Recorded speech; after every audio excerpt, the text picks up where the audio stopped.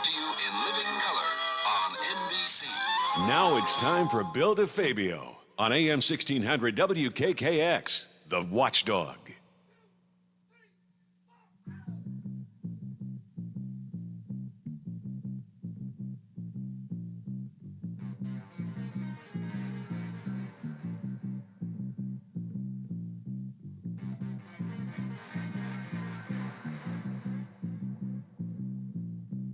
People moving out, people moving in. Why? Because of the color of their skin. Run, run, run, but you sure can't hide. An eye for an eye, a tooth for a tooth. Vote for me and I'll set you free. Rap on, brother, rap on. Well, the only person talking about love, now, brother, is the preacher. And it seems nobody's interested in learning but the teacher. Segregation, determination, demonstration, integration, aggravation, humiliation, obligation to my nation. Oh, yeah. That's what the world is today. Hey.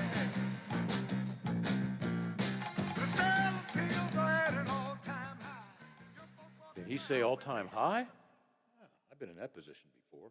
I'm feeling high now because I'm on the radio with my platform, and I get to work with Lola.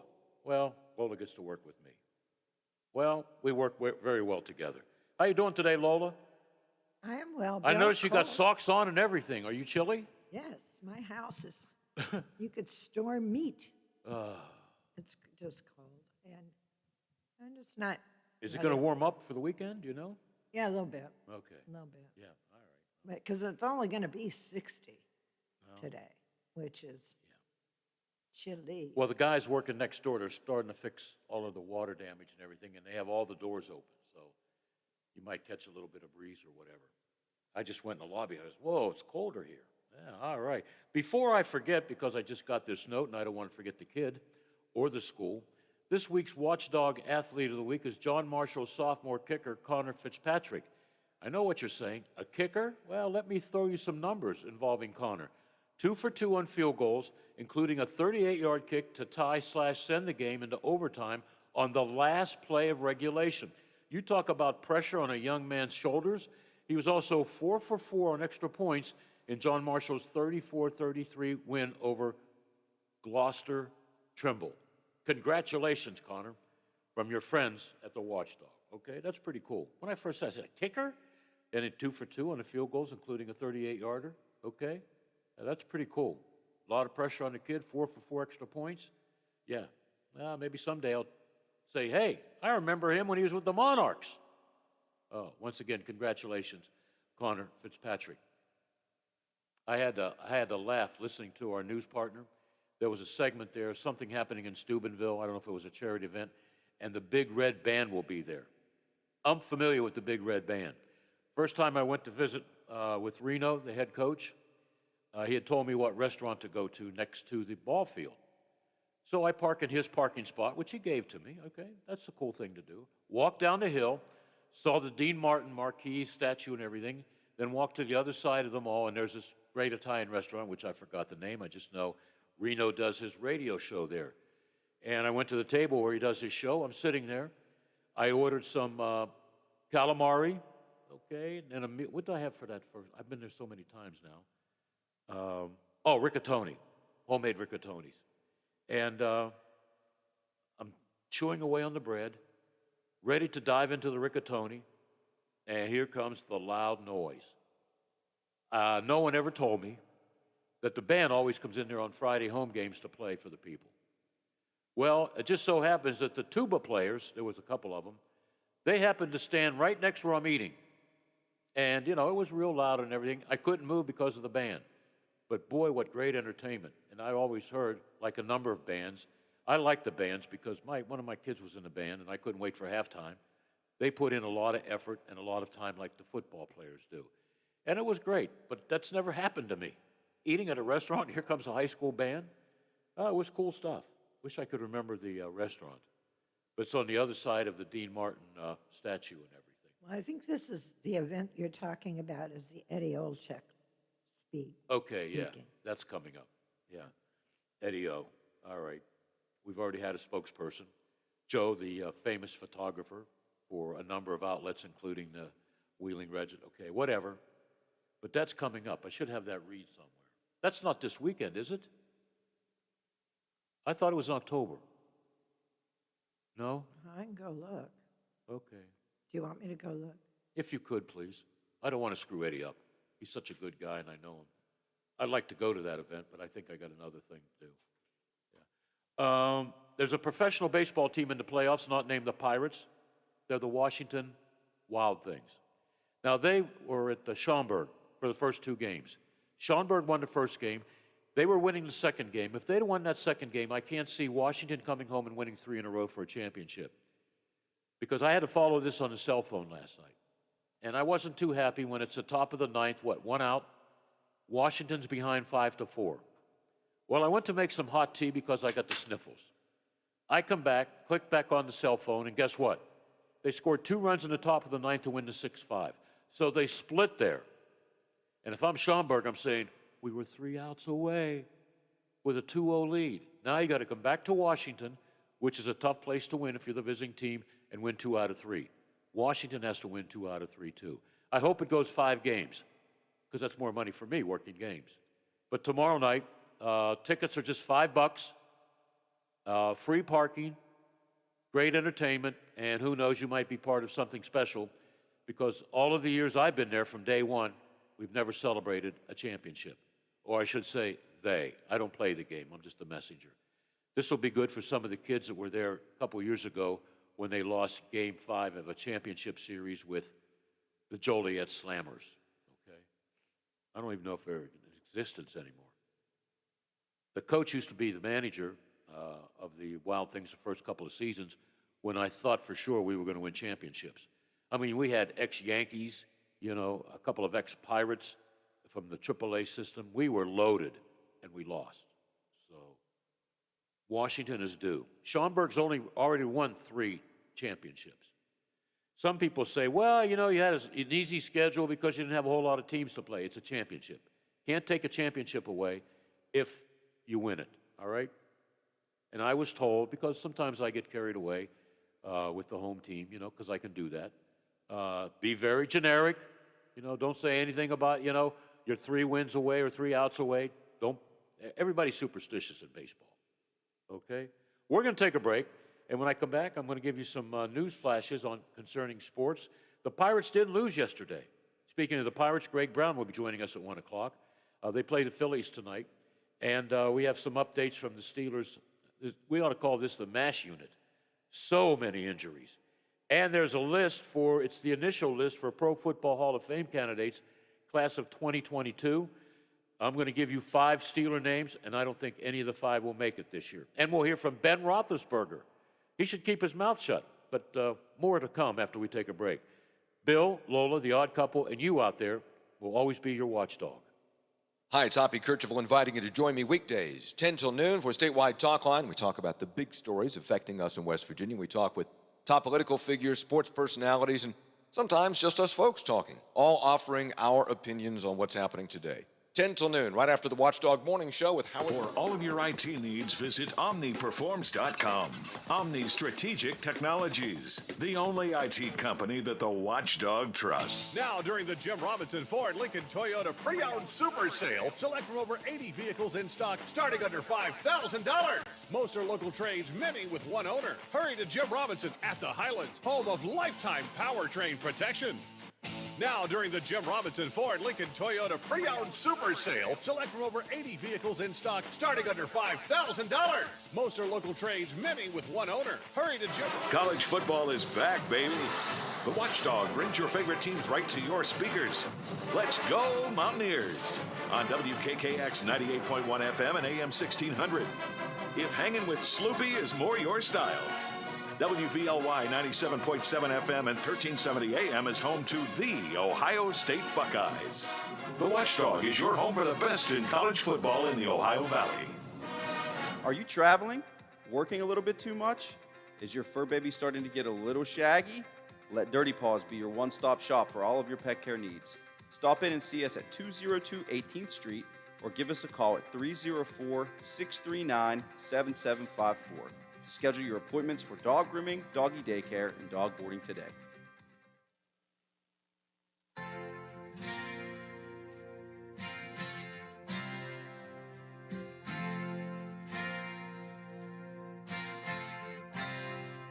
She's a good girl, loves her mama, loves Jesus, in America too. She's a good girl, is crazy about Elvis, loves horses, and her boyfriend too.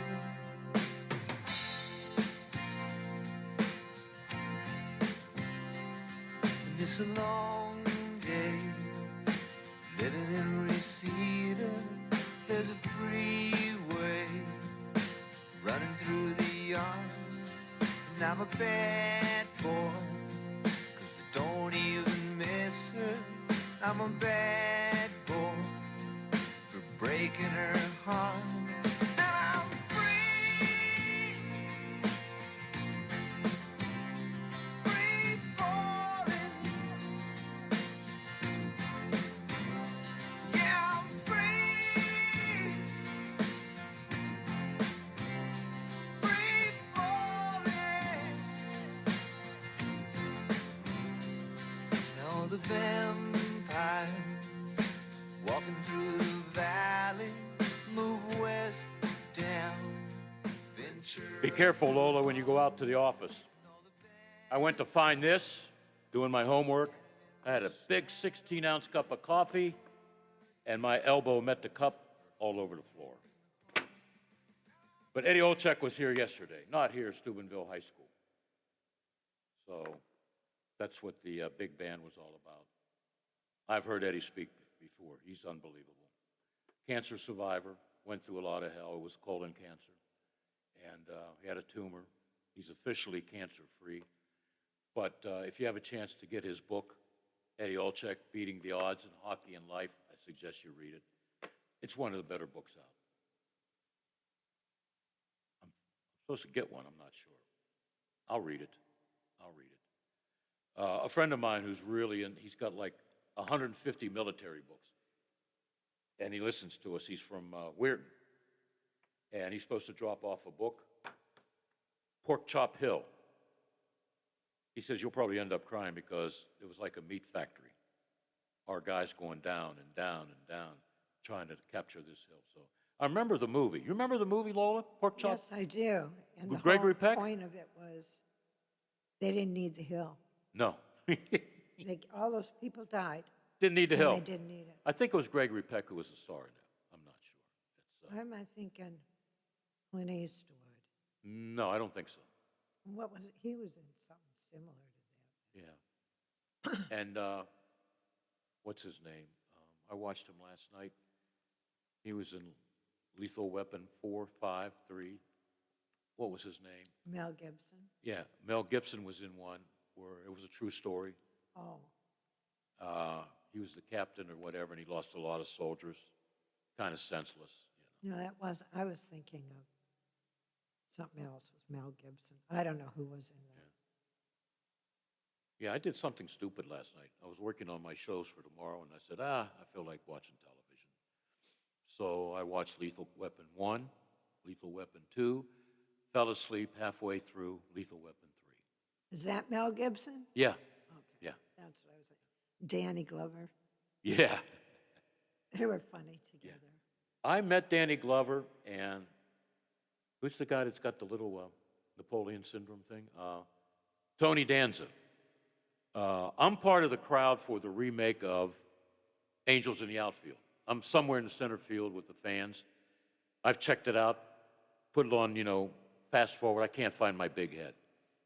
But we went to a party. Some of the media that was in the film, and we were doing interviews, we went to a party the night before in the Allegheny Club at Three River Stadium. And, I'm sitting at this big table with Tony Danza and Danny Glover. And Danza was hilarious. Danny Glover didn't have time to be interviewed. But I was, in the movies, he looks like a big, tough guy. He came to my chin. I keep forgetting a lot of these actors and actresses not named John Wayne are kind of on the smallish side. But Tony Danza was funny. I wish I would have recorded a conversation that we had with these guys. You know, there was a lot of reporters there. NBC was there. A couple film crew members were there, and they were telling good stories about behind the scenes. As much as I liked Angels of the Outfield, you know, where everybody's going like this, you know, with their wings, you know, I think I was doing that. Looked like an idiot. I still like the first one. The first one was in black and white, filmed in 1951 at Forbes Field, and a lot of the rinky-dinks were in it. Rinky-dinks meaning that's what the Pirates were called because they were so bad. I think one year they lost 98 games. Sound familiar? And another year, 102 games. The 102 games, Joe Garagiola was the catcher. He batted like 142. Tony Bartiromo, who later became the Pirates' trainer, was also a part of that. And I think also a guy named Pie Trainer. Okay. But that's it. That's my Angels of the Outfield and my Danny Glover movie. All right, Pirates visit the Phillies tonight. It's game one of a 4-game series. If you're wondering what happened yesterday and you didn't catch the news, rain forced postponement of Wednesday's game in Cincinnati with the Reds. Now, the Pirates leave Philadelphia after their game Sunday afternoon, and they got to go back to Cincinnati Monday for an afternoon game, the makeup game. That's at 1:10 on Monday. All right, here we go. 5 Steelers have been nominated to the initial list for the Pro Football Hall of Fame class of 2022. Hines Ward, 40-60 chance he'll get in. Heath Miller, not a chance. Casey Hampton, Hardy Dickerson Sr.? Hardy was a good player, but not that good, and a good kicker by the name of Gary Anderson. But, you know, the people that vote for all these guys, they seldom put in a kicker, so I don't see any of the 5 even making it to the top 25. This is one of the first original lists. Now, Dr. DeFabio is here with the injury list. Ben Roethlisberger is dealing with an injury to his left pec. Is he concerned? Oh, I'm sorry. Know how it happened. I just know it happened early in the game, and I'm going to do everything I can. All right. We're going to hear from Ben in another couple of seconds. Highsmith, Watt, Bush, Hayden, all dealing with groin injuries. Meanwhile, in the playing field Sunday, probably without the 4 I just mentioned, Ben thinks he can play. We'll see. Steelers 1-1 will host Cincinnati 1-1. Let's once again hear from Gentle Ben. Everyone knows that the strength of their team and the money that they put into is in their front and their D-line. And so another tough task this week because once you block those guys or you think you have them blocked, here comes Mike or another safety off the other side. So this could be a tough challenge for us. Yeah, the Steelers have won like 6 in a row over the Bengals. You know, we went quite a few weeks, maybe a couple of months without mentioning Mr. Big Chest, Antonio Brown. You missed him, right? You missed me, you missed him, and you missed me talking about him. I'm going to talk about him for 10 seconds. That's all he deserves. But former Steeler Antonio Brown has been placed on the COVID-19 list, and he could miss Sunday's big game against the Rams. Thursday night football, Carolina 2-0 tonight will face 1-1 Houston. By the way, my man, legend, as much as I like to rip him when he's wrong, and he's seldom wrong, listen to this, folks. His predictions last week, you ready? West Virginia over Virginia Tech. He had Baltimore beating Kansas City, and he had Carolina over New Orleans. I think I was opposite in all of them. But you know what? He does a lot of homework. He calls his buddies in Vegas. He calls his buddies in Cleveland. He does his homework. And I forgot what assignment I gave him. It's not important right now because we're approaching the bottom of the hour. I think that's it. I've got a question. Yeah. Is Ben's injury on his throwing side or Left. the other side? Left. Why? That doesn't tell me anything. No. Well, he's what- right-handed. Yeah. So what if he Well- falls? I mean, it's going to hurt if he's going to hit the ground. He hit the ground 10 times. Well, yeah, against the it's Raiders. going to hurt when he hits the ground, but it shouldn't affect his throwing. No, it shouldn't. It shouldn't. But he's got to beware of the front 4 of the Bengals. Listen, if you're a quarterback, it's a defenseman lineman's dream to knock you on your butt, all right? Just like the 2 guys, when they hit him in that Raiders game, I mean, he took a nasty hit. He didn't get up for a while. You know what upset me there, Lola? Mm-hmm. I saw it in the past. None of the teammates come over to help him up.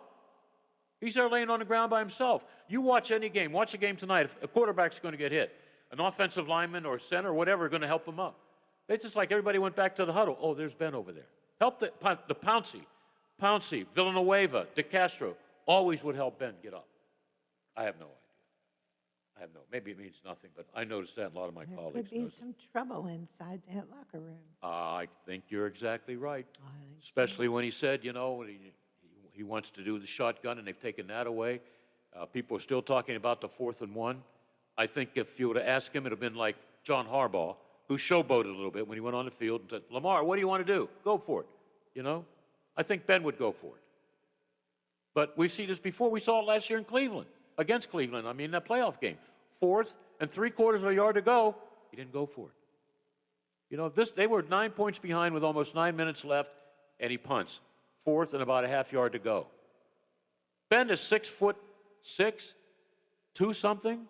Snap the ball, and he should be over the line. But Yeah, whatever. you should just lay down. Yeah. Or give it to a little guy and have a big guy pick him up and throw him. Yeah. Lola, you could make a yard. I don't know if you'd I'd survive. just go right between their legs. Yeah. They would never see me. They're still talking about it. I love Mike Tomlin. I think he's a good coach. I think he'll be in the Hall of Fame someday. He's never lost. He had never had a losing season, but some of the decisions they make. He fired the quarterback coach. He fired the offensive coordinator. And now Matt Canada's in there. Maybe he's going to be sent back to Canada if this keeps up because this offense isn't working. But it's only 2 games. I know it's a young line. It's a small rookie center. He's going to get plowed over. He gets plowed over, so does Ben Roethlisberger. Okay, Coach DeFabio's done. Or Dr. DeFabio. We talked about all these other teams having injuries. It happens to everybody. And I don't know if the Highsmith, the Watts, the Bushes, the Hayden, do I sound like a florist? They're dealing with groin injuries. Don't know if Ben's going to be 100%. You got one guy, he's out for the year with ankle surgery. It took place Tuesday. And the Bengals are good. I'm no longer going to call them the Bungles. Can they win Sunday? Yeah. Could they lose? Yeah. How's that for an answer? How about when we come back, we talk hockey? Can you believe it? Lola, didn't we just finish the Stanley Cup? Didn't we just finish the hockey? Yep. The Penguins are practicing now. Their first official practice today. Yeah, I got notice that I can watch the first warm-up of the Wings today, too, if I want. You watch warm-ups? It's like you guys all truck out to Steelers training camp to stand 150 feet away from them and watch them drop balls all over the place. No. I go to the cafeteria and have some food and Well, coffee. whatever, Because yeah. you know what? When people say, wow, you get to watch practice. Folks, let me tell you something.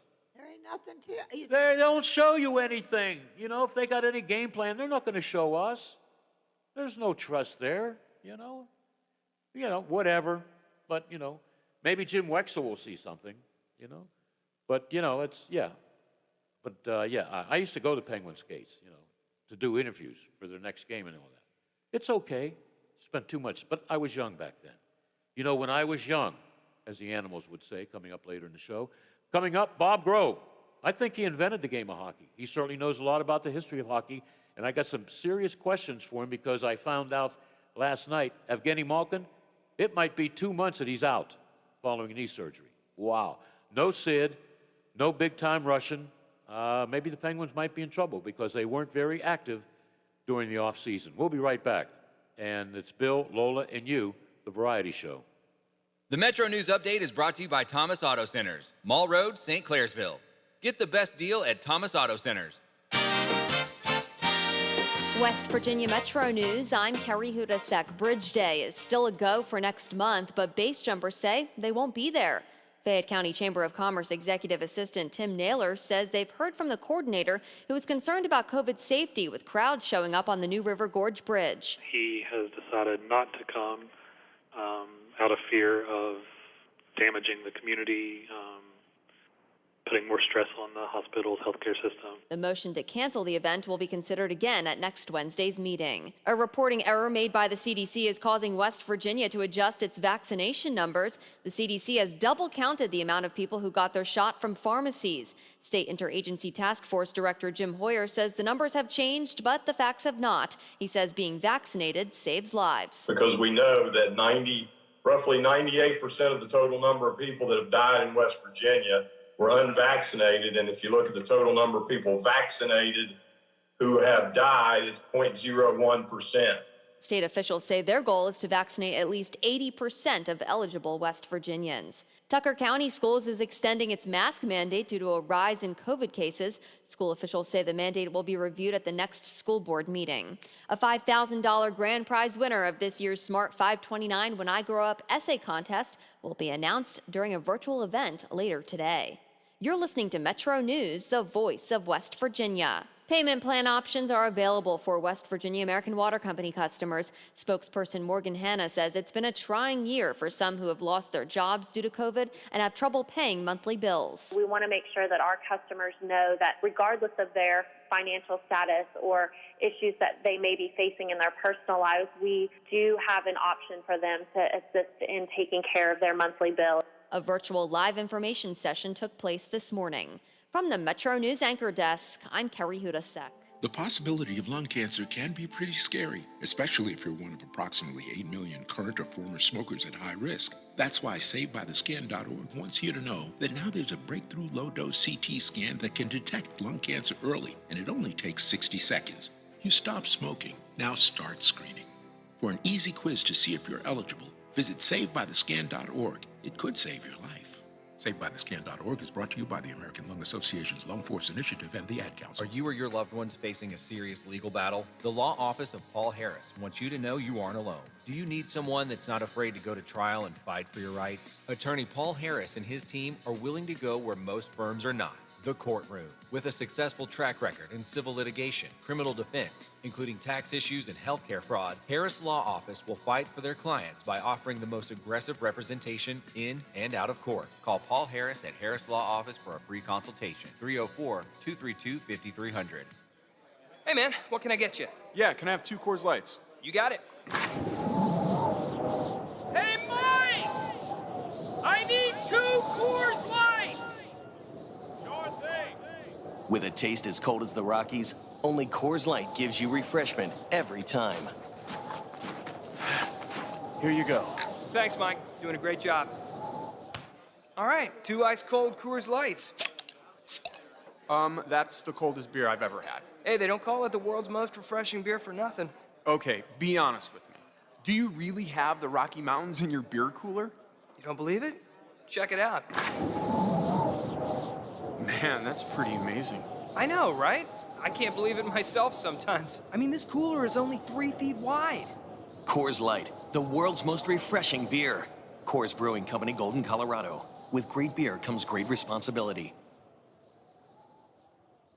Washington County's largest gun show is back on Saturday and Sunday, September 25th and 26th, from 9 a.m. to 4 p.m. at the Washington County Fairgrounds. Admission is only $7. Kids under 12 get in free with an adult. Everyone is welcome. They offer free appraisals and have great prices on all types of firearms, modern, military, and antique. They have over 450 tables, and the food's pretty good too. They have all these tables with cash buyers on site for your used guns. Visit arhsportshop.com or you can give them a call, 724-948-3571. That's 724-948-3571 for more information. That's the Washington County Gun Show presented by ARH Sports Shop, September 25th and 26th. Quaker Steak and Lube at the Highlands is the perfect place to relax after a long day. Happy hour from 3 to 6 Monday through Friday. Get $2 off appetizers, $3 off domestic drafts, and house wine specials. Quaker Steak and Lube, voted Best Wings USA. Quaker Steak and Lube at the Highlands with another steal of a deal. Get a steak burger and fries all day Monday for only $8.99.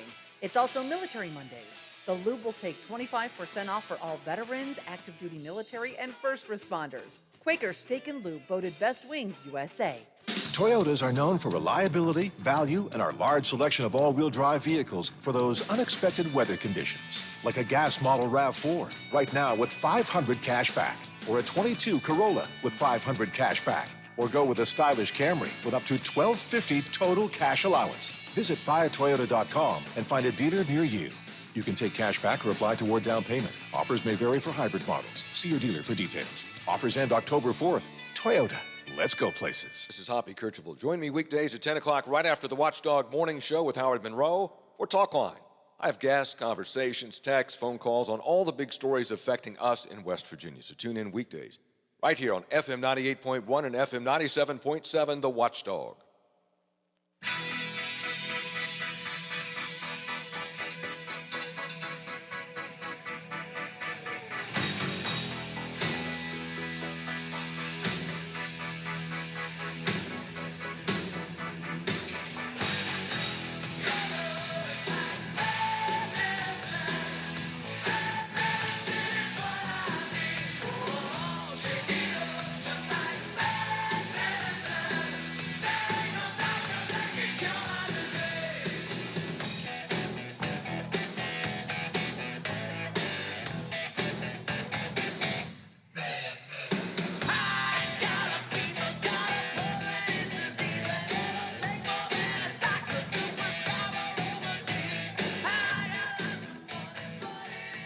Now, let's see, as I open the envelope, what is the Bill DeFabio rant of the day in sports? Oh, there we go. Hockey? The Penguins are practicing? Hockey's here? Well, maybe that's why we have Bob Grove on, Mr. Penguin NHL historian. Hey, Bob, how are you? I'm doing great, Bill. It's great to be on with you. Hey, didn't we just talk about the Stanley Cup championship? It seemed like yesterday. Well, it's been a few months, but that's the nature of sports, right? You know, you get a little small off season, start back up. Yep. If you're in the National Football League, it's day to day for 365 days. Do I hear a dog? Yeah, we'll try and minimize that if possible. Oh, you can put him on the air. We'll make it a family show. What kind of dog do you have? It's a Norwegian Elkhound. A who? Norwegian Elkhound. Okay, is that a big dog, small dog? What Yeah, of bigger. Yeah, kind of shepherd looking. Yeah. Yep. How old? About 3.5. Okay. All right. Can he skate? Because, without Malkin and Crosby for a while, we need a skater. Yeah, the Penguins are going to be up against it early in the season because of the injuries. I mean, it's not a huge deal missing Sidney Crosby for a few games because right now it looks like that's all it will be. Yeah. It's just a few games. But Malkin, on the other hand, is expected to miss. Well, he's expected to begin on long-term injury, which means you have to miss at least 10 games. So, and I think everybody's kind of in Pittsburgh is already got their head wrapped around. Malkin's probably maybe November. But they don't start till middle of October this year. That's true. So. That's true. Yeah. I don't have the schedule in front of me, but don't they have an exhibition game coming up or a preseason game? Yeah, Monday they have a game. They open training camp today. They have a game Monday at home, a preseason game against Columbus. Okay. I hope to be there. If not, I'm sure I'll watch 3 hours of coverage of when he comes back here. But isn't the Penguins' first home game or second home game with the Blackhawks? Yeah. And the actually, they're going to see Marc-Andre Fleury. It's not the first one. I mean, he's part of, the game against Chicago kind of kicks off their 8-game homestand. So they've never had an 8-game homestand this early in the season. In fact, there's only been one ever in their history. But yeah, they opened the season in Tampa and in Florida, and then the first home game is against Marc-Andre Fleury and the Hawks. That's right. They'll be there in Tampa for the celebration, right? Yeah, They will be. That'll be unique. That's not an easy road trip. You go to the champions and then you go to Florida. Florida, I always thought they're going to be like a Final Four or a championship team. They seem to have a lot of talent, but in the postseason, I don't know. I can't. Well, they do, but they came up against Tampa last year, and a lot of people have Florida picked to be to go real deep, but this isn't the first year that people have predicted them, as you just said, to have postseason success, which they've not really been able to achieve. It's going to be a little bit difficult for Tampa to make it 3 in a row. Well, absolutely. I mean, you haven't had anybody win 3 in a row. I have to think back since the Oilers, probably. I think, yeah.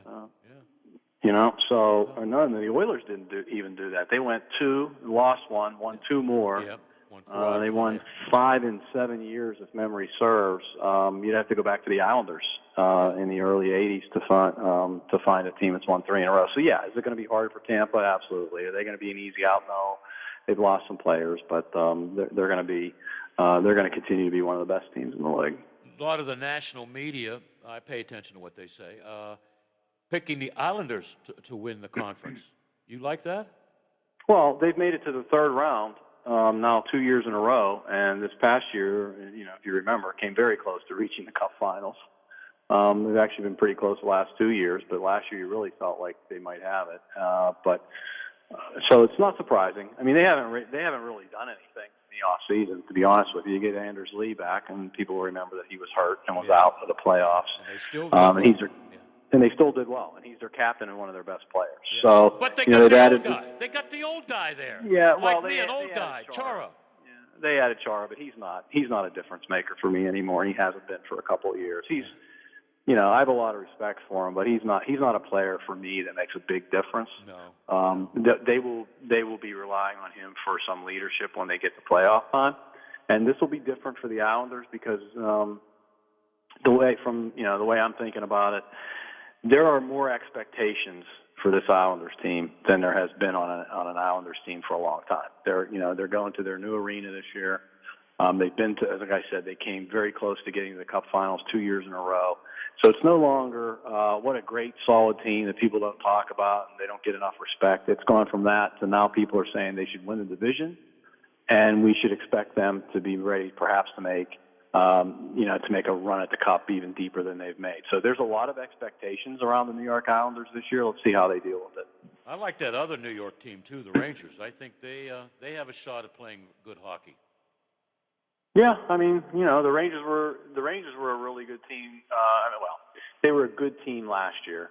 That for me just played a little bit too open. They relied a little bit too much on skill, and they went out and got Ryan Reeves.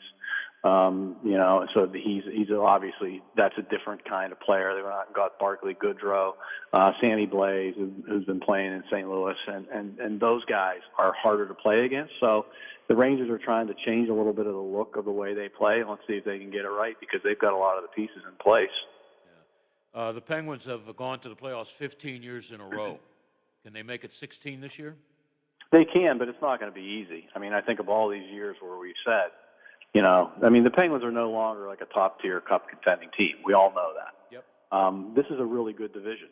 And they won this division last year, which people sometimes forget because in hockey, all that matters really is what you do when the playoffs start. But this was a really good division last year, and the Penguins won it.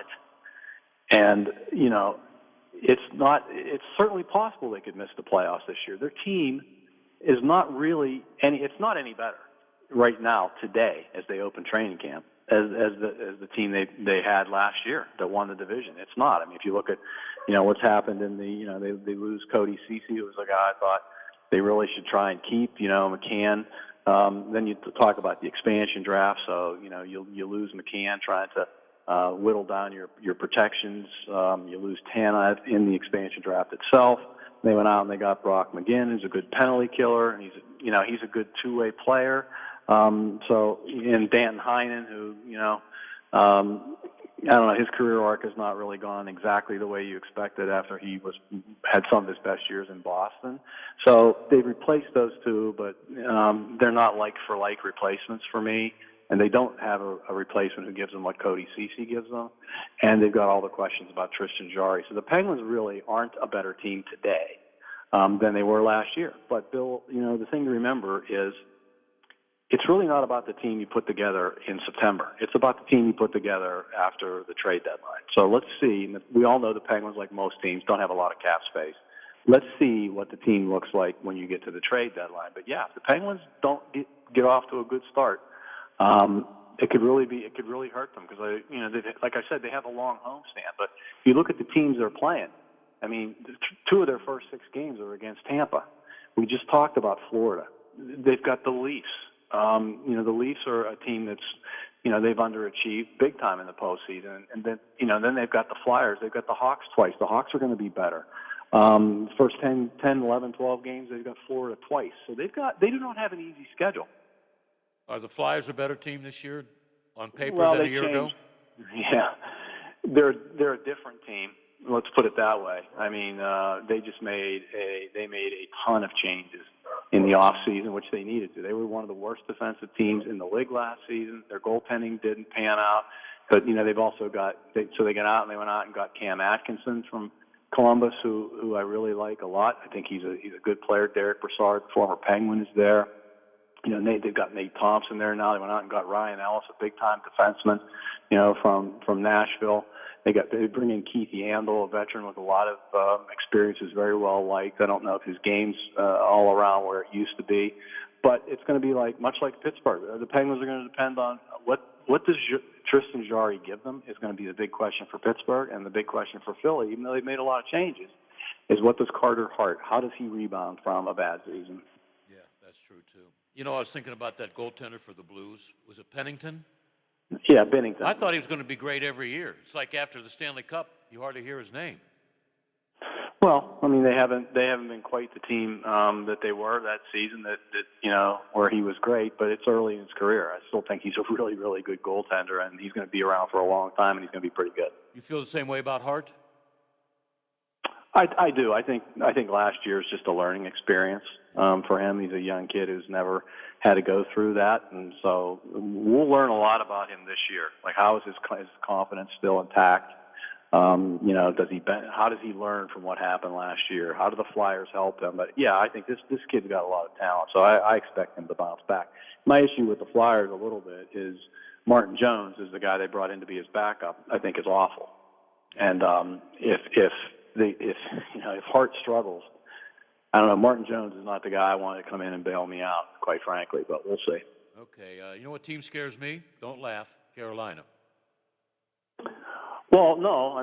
Look, everybody's been singing the praises of Carolina now, actually, for quite some time, and they've been quite good. But, some of the stuff they did, they lost Dougie Hamilton this year. He went to New Jersey. They totally revamped their goaltending. They've got Frederick Anderson, who had an awful year in Toronto, who's older. He's back. Antti Ranta has been hurt a lot. He's been good when he's been healthy in the NHL, but he's been hurt an awful lot. So they bring him here. So I'm not real taken with their goaltending, to be honest with you. And then they signed Kotkaniemi from Montreal on an offer sheet. Very young, talented player, but let's see. There's going to be a lot expected from him. So look, Carolina is still going to be one of the best teams in this division. But I'm not sure they're better suited for a long playoff run now than they were last year. Yeah, that's true, too. Before we talk a little bit more about the Penguins, how about those old guys in Washington? Are they going to be competitive? Well, yeah, absolutely. But it's the same team. Much like the Islanders. The Capitals did basically nothing. They brought back, there was a lot of thinking that Kuznetsov was going to get traded, and he may well get traded before the deadline later this season, but he's not been traded. And so they have basically the same team that they went into the playoffs with. The two young goalies are good, Samsonov and Banachek. So yeah, they're going to be competitive. Yeah, they're going to be good. They're going to be, you would expect them to make the playoffs, but I don't really see them being, they went out early, last year, and I don't see it working any differently for them this year. It's not like they have a bunch of young guys pushing their veterans to be better or taking playing time away from them. It'll be the first full year for Anthony Mantha, and he'll be good because I like him. But the Caps will be competitive. They'll be good. You would expect them to be in the playoffs, yes. But I don't really see them as a top-tier Cup contender either. Back to the Penguins. I thought they were relatively quiet in the offseason. I thought they were. Well, they were. Yeah. Well, but, Bill, they don't have cap space to do anything. So there was a chance for them to bring in another goalie, but they're going to, they believe in Jarry at this point, so we'll see. And I actually think that's not a bad call. I think, look, we all know he was awful in the playoffs, but there were a lot of other guys that weren't too good either, but he was the number one reason they went out early in the playoffs. There's no question. And he's too early for me to give up on him, so they didn't give up on him. And as I said, they brought in McGinn and Heinen. These are not high-profile additions to their club, and they lost a guy that I really liked in Tanev. No,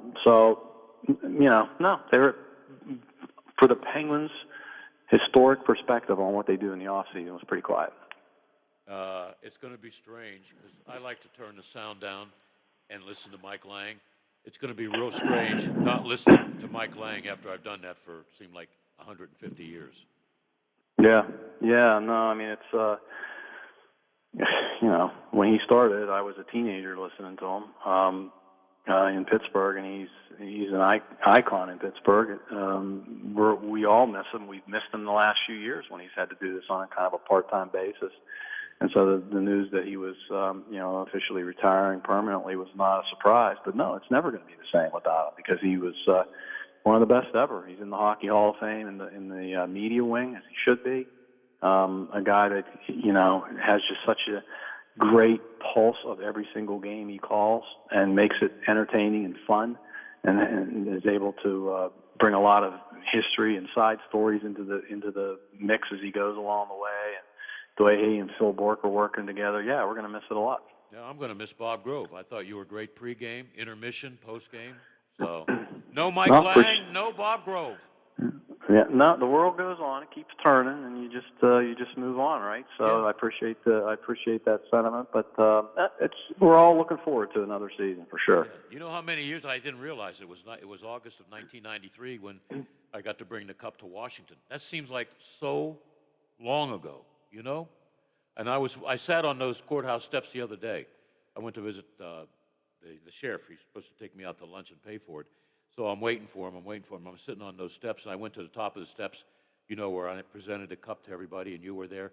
And it was like, wow, that was a long time ago. Because most of the stores in front of the courthouse, they're no longer in business. Washington, as you well know, it's a couple of tattoo shops and law offices. But back then, it was a thriving little town, like a lot of little towns that no longer exist. But still, that was one of my great moments, looking and making people real happy. So. Yep, we had a lot of fun. It was really good. But I miss you doing the shows. But you know what? I still got you on hockey season. You, and I'm going to abuse Jay Caulfield. How's that? Sounds good. All right? Hey, thanks for all the update. This is from all the top of your head, the way you were just talking about these players. How do you do it, Bob?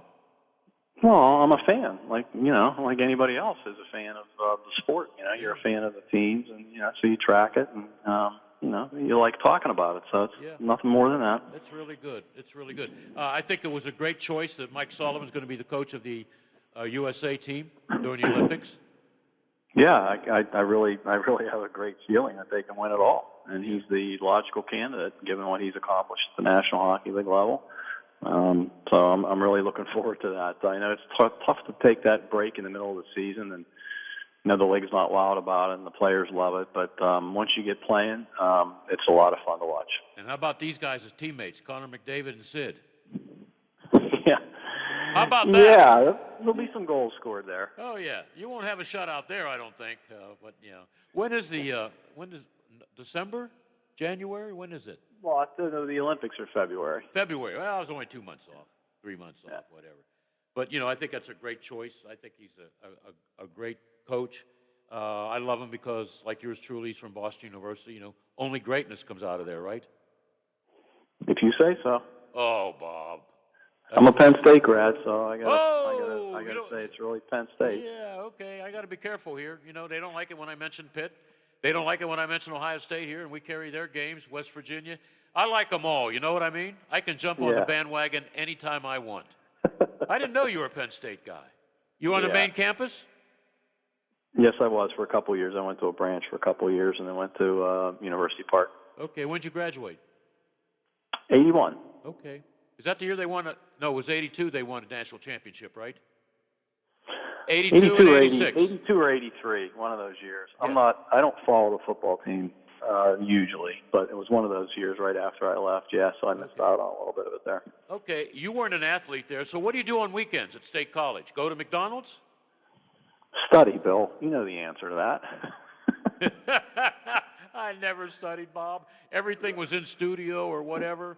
We had radio stations at BU, TV stations. I hardly opened books, although I paid a couple $100 for them.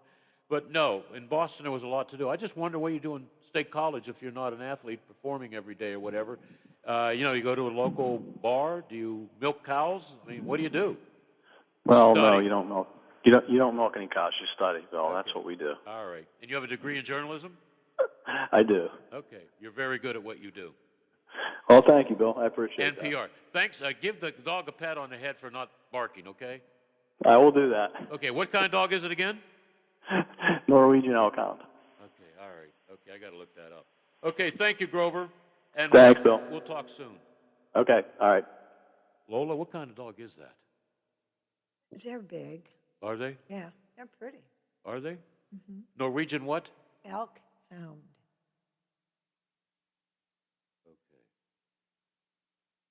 All right. I didn't know. I thought Grover was a WVU guy. Good thing I didn't mention that. Yeah. Boy, is he smart. He does a great job with Comcast too. So, gave me a number in case I get a recording like. The Our lines are Watchdog busy is right FM now. 98.1. I gotta go. We'll be right back with Greg Brown. 1600 WKKX Wheeling, FM 97.7 W249DU, AM 1370 WVLY Moundsville.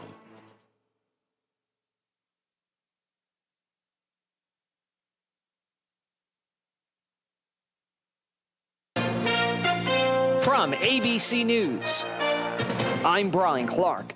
Details are scarce, but Democratic leaders in Congress say they have agreed to a framework on paying for the $3.5 trillion human infrastructure bill. A move meant to mitigate concerns from moderate and centrist Democrats who are opposed to the hefty price tag. But Democrats offered very little detail on this new framework. House Speaker Nancy Pelosi also did not provide a clear outline as to when this reconciliation bill will be ready for a vote, and also did not commit to putting the bipartisan infrastructure bill on the floor for a vote next Monday, which she had promised to moderates.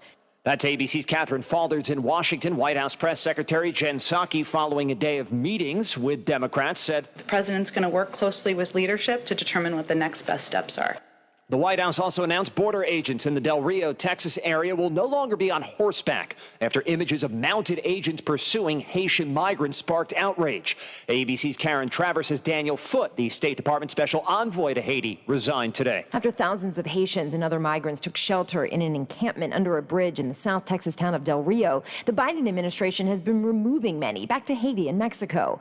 Foote went on to say that he will not be associated with a, quote, inhumane, counterproductive decision to deport thousands of Haitian refugees. CDC science advisors deciding who should be made eligible for the Pfizer COVID-19 booster. It's approved for people over 65 or at high risk. It's up to the Centers for Disease Control to decide who qualifies as high risk. Director Dr. Rochelle Walensky opened the discussion among the CDC's science advisors. The underlying discussion of diverse opinions and interpretations of the data only serves to strengthen our ultimate guidance. The committee is considering who risks severe illness, whether other professions besides healthcare count as exposed, and whether recipients of other vaccine brands should now be eligible for a Pfizer booster. It's ABC's Erica Tursky. You're listening to ABC News. Do you check your Google search results regularly? You should. People often get their first impression of you or your business online. Negative comments on the internet can impact your life and your livelihood. Take control of your online reputation. Get your free reputation report card at reputationdefender.com. It may reveal negative posts from an ex-employee, upset patient or client, news article, legal issue, or even exposed personal information right there in your Google search results. Uncover what's lurking on the internet about you with reputationdefender.com's patented scan and get your free reputation report card.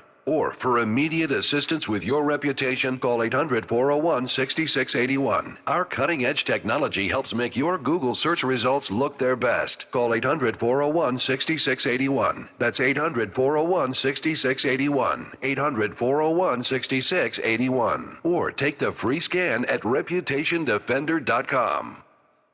Louisville police say they've recovered the vehicle believed to be involved in a drive-by shooting yesterday that killed a teenager and wounded another as they waited for a bus to get to school. ABC's Pierre Thomas has more. The tragic shooting, the latest symptom of a nation experiencing a spike in shootings that began 2 years ago. So far this year, 43,000 people shot in this country compared to 40,000 at the same time last year. Young children and teenagers routinely being wounded. Over 3,000 young people 17 and under shot this year.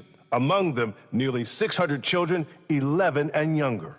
COVID-19 case numbers are improving in much of the U.S., but Alaska is dealing with a new surge. Alaska was one of the first states to come out of last year's pandemic surge, and now it finds itself in the thick of it. Governor Mike Dunleavy is activating crisis care standards. Hospitals in Alaska are overwhelmed, and crisis care, among other things, means doctors can allocate resources to those who are most likely to survive rather than those who are most severely ill.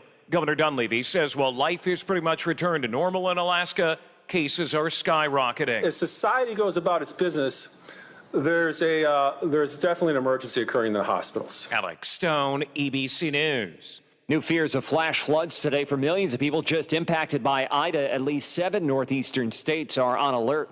This is ABC News. Dell's semi-annual sale is the perfect opportunity for a significant business upgrade. Save up to 45% on Dell computers built for business with Windows 10 Pro. Plus, enjoy special pricing on Dell docks, monitors, servers, and more, all with easy financing options through Dell Financial Services. Succeed anywhere with Windows 10 Pro. Speak to a Dell Technologies advisor today to find the right tech for your business with fast, free shipping. Call 877-ASK-DELL. That's 877-ASK-DELL. Brian Clark, ABC News. This is ONN. On the Ohio News Network, I'm Daniel Barnett.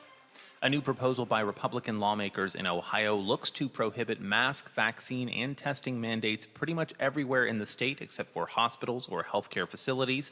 Lindsay Mills with affiliate station WBNS-TV in Columbus has more. Under proposed House Bill 425, health mandates would be prohibited in all different types of businesses, public and private schools, and any type of state agency. According to the language of the bill, it would prohibit health mandates like wearing masks, requiring a vaccine or COVID-19 testing. Some fear this will tie even more hands from making decisions, as we've seen with SB 22, which now allows the General Assembly to rescind any health mandate by Ohio's executive branch. Outside the State House, Lindsay Mills.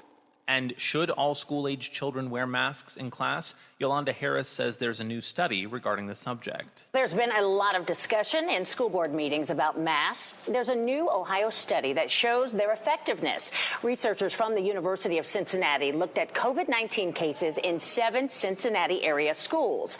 The study found that the rate of students getting COVID was 78% higher in partially masked schools. It also showed that the rate of students being quarantined was 60% higher in the partially masked schools as well. I'm Yolanda Harris. And I'm Daniel Barnett on the Ohio News Network. Stand by. You're back to live and local programming in moments on The Watchdog. Over the years, you've brought opioids into your home. They helped when you were in pain, and you held on to them just in case. But holding on to opioids puts your family at risk. Learn more at www.fda.gov/drug disposal. For all of your IT needs, visit OmniPerforms.com. Omni Strategic Technologies, the only IT company that the Watchdog trusts. You took the first step and quit smoking, but even former smokers may still be at risk for lung cancer. That's why SaveByTheScan.org wants you to know about a new low-dose CT scan that can detect lung cancer early. It takes only 60 seconds and could save your life. You took the first step, now take the next. Visit SaveByTheScan.org for a simple quiz to see if you're eligible and talk to your doctor about screening. SaveByTheScan.org is brought to you by the American Lung Association's Lung Force Initiative and the Ad Council. From the Watchdog, here is your local weather forecast for your Thursday. Partly sunny, with a stray sprinkle possible in the afternoon, high of 61. Tonight, a slight chance of showers, then becoming partly cloudy, low of 50. And for your football Friday, sunny with a high of 70. And that's your local weather forecast from the Watchdog. The views and opinions expressed on the following program are not necessarily those of this station or its sponsors.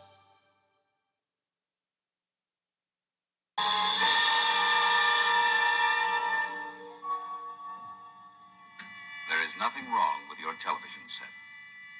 Do not attempt to adjust the picture. We are controlling transmission. If we wish to make it louder, we will bring up the volume. If we wish to make it softer, we will tune it to a whisper. We will control the horizontal. We will control the vertical. We can roll the image, make it flutter. We can change the focus to a soft blur, or sharpen it to crystal clarity. For the next hour, sit quietly and we will control all that you see and hear. We repeat, there is nothing wrong with your television set. You are about to participate in a great adventure.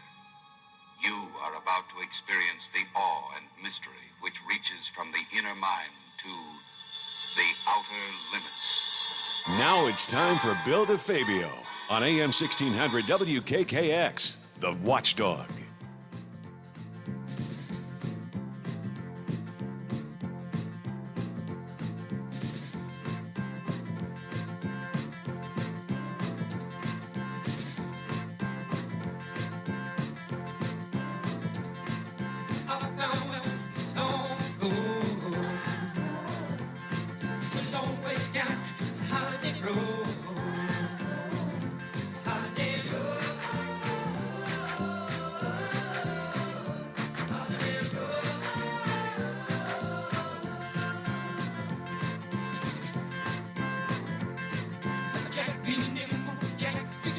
We're back. Greg Brown may pass out when I say this to him. Man, I love the Pirates. I love what they're doing to the Reds, and I hope they go to Philadelphia and stick it to them. Because, Philadelphia, they think they're going to be in a wild card. Cincinnati, their dreams may have been, maybe we'll find their dreams in the Ohio River. This is fun to watch this Pirate team do a number on Cincinnati, and I hope you do it to Philadelphia. So let's perform some magic and take 3 out of 4 in Philly. How's that sound? Well, that would be tremendous. And there's something about, and we got rained out yesterday in Cincinnati, so John Wayne and I are doing the games on the radio this weekend, and we play the Phillies tonight as long as the weather cooperates in the 4-game series, and it just feels even more exciting. I guess it's because it's the Phillies. We have not been here in Philadelphia in over 2 years. As you said, we'd love to dash their hopes. We've got a better shot probably at the National League East because they don't have as many teams to chase in the National League East as they do in the wild card. And if they can, and I'm talking from the Phillies' perspective, if they can have a good series against the Pirates, and they are fully anticipating that, though they lost a series to the Phillies. They had to come back last night in Philadelphia to beat the Phillies and the Orioles, to beat the Orioles, and the Orioles actually won that series. But I think that they feel like this should be a cakewalk for them. Yeah. I get that impression. And I would love, like you said, for the Pirates to dash their hopes and win. 3 out of 4 would be something. If they could do that, that would be that might just end their hopes. Yeah. Because they go to Atlanta next week, so they have to be within striking distance. They're 3 back right now of the Atlanta, Braves. yeah. So that would be, if the Pirates win 3 of 4, that might just knock them completely out of the race, which would be fine with me. That would be a lot of fun, and I would think, that they'd have some decent crowds this weekend.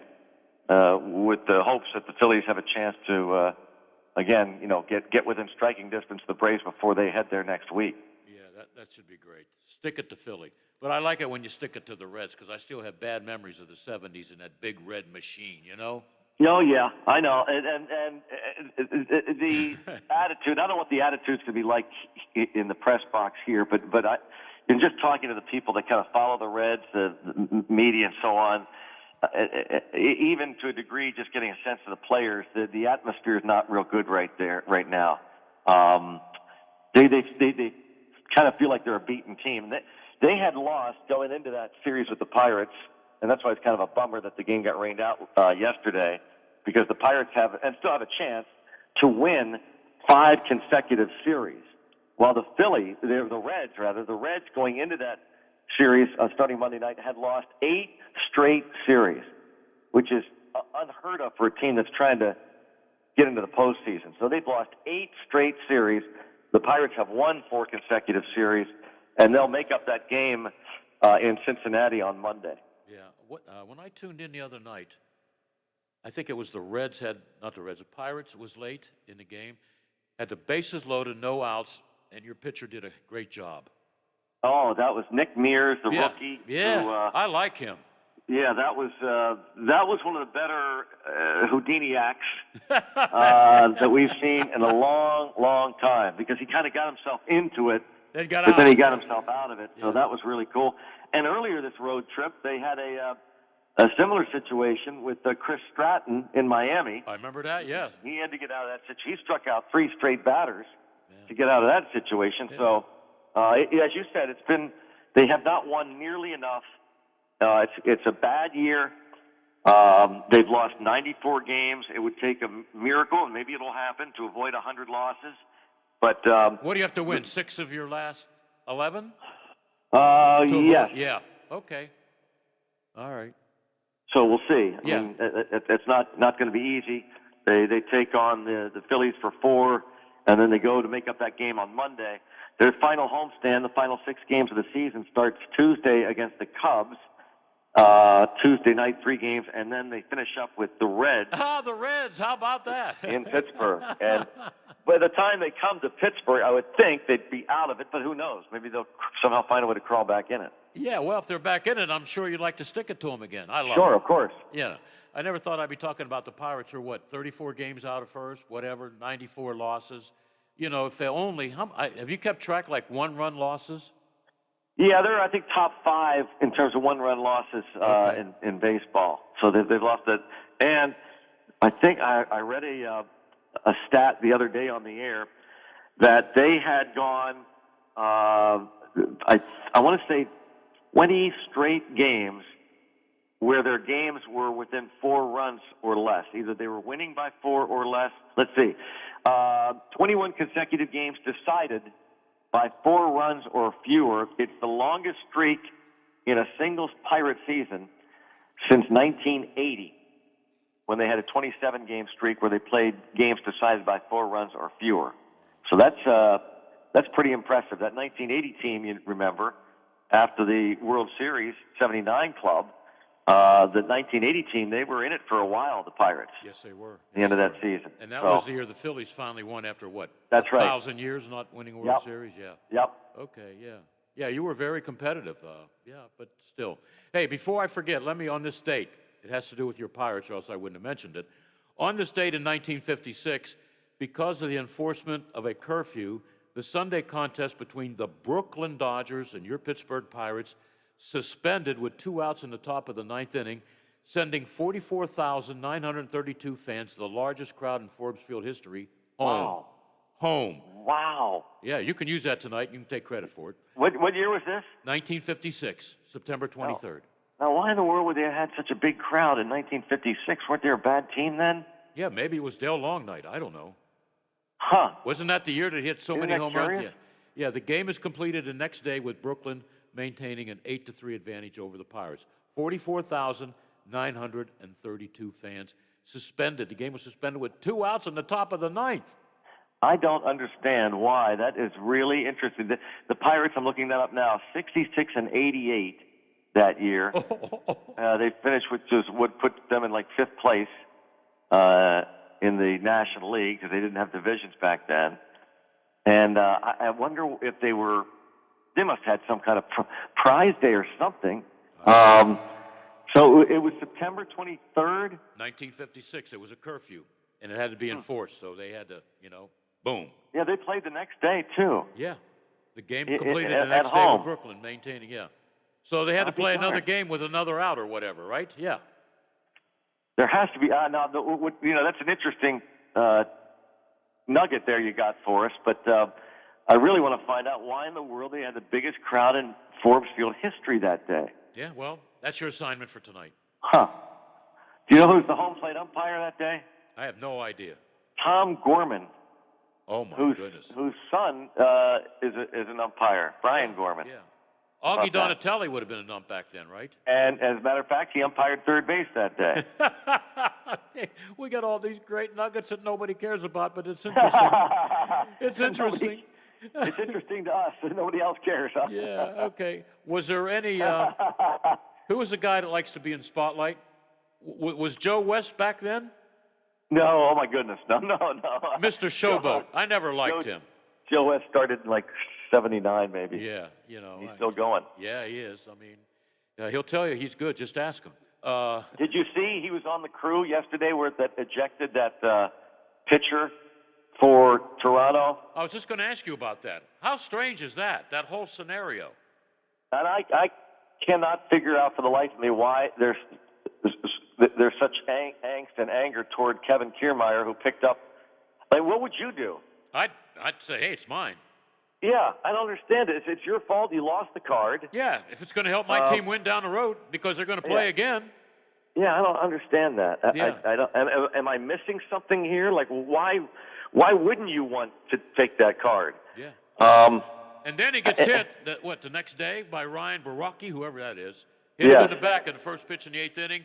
Both benches emptied. You know, they talked about each other's mom and all that, but no fists were thrown. But Kiermaier said the motivation is there, and we still got to play him again. Yeah, I just don't understand why there's such hand-wringing about him taking that card. As if they expected him to walk over to the dugout and say, hey, here's your card. Yeah, here's your card, yeah. That shows how to pitch to us.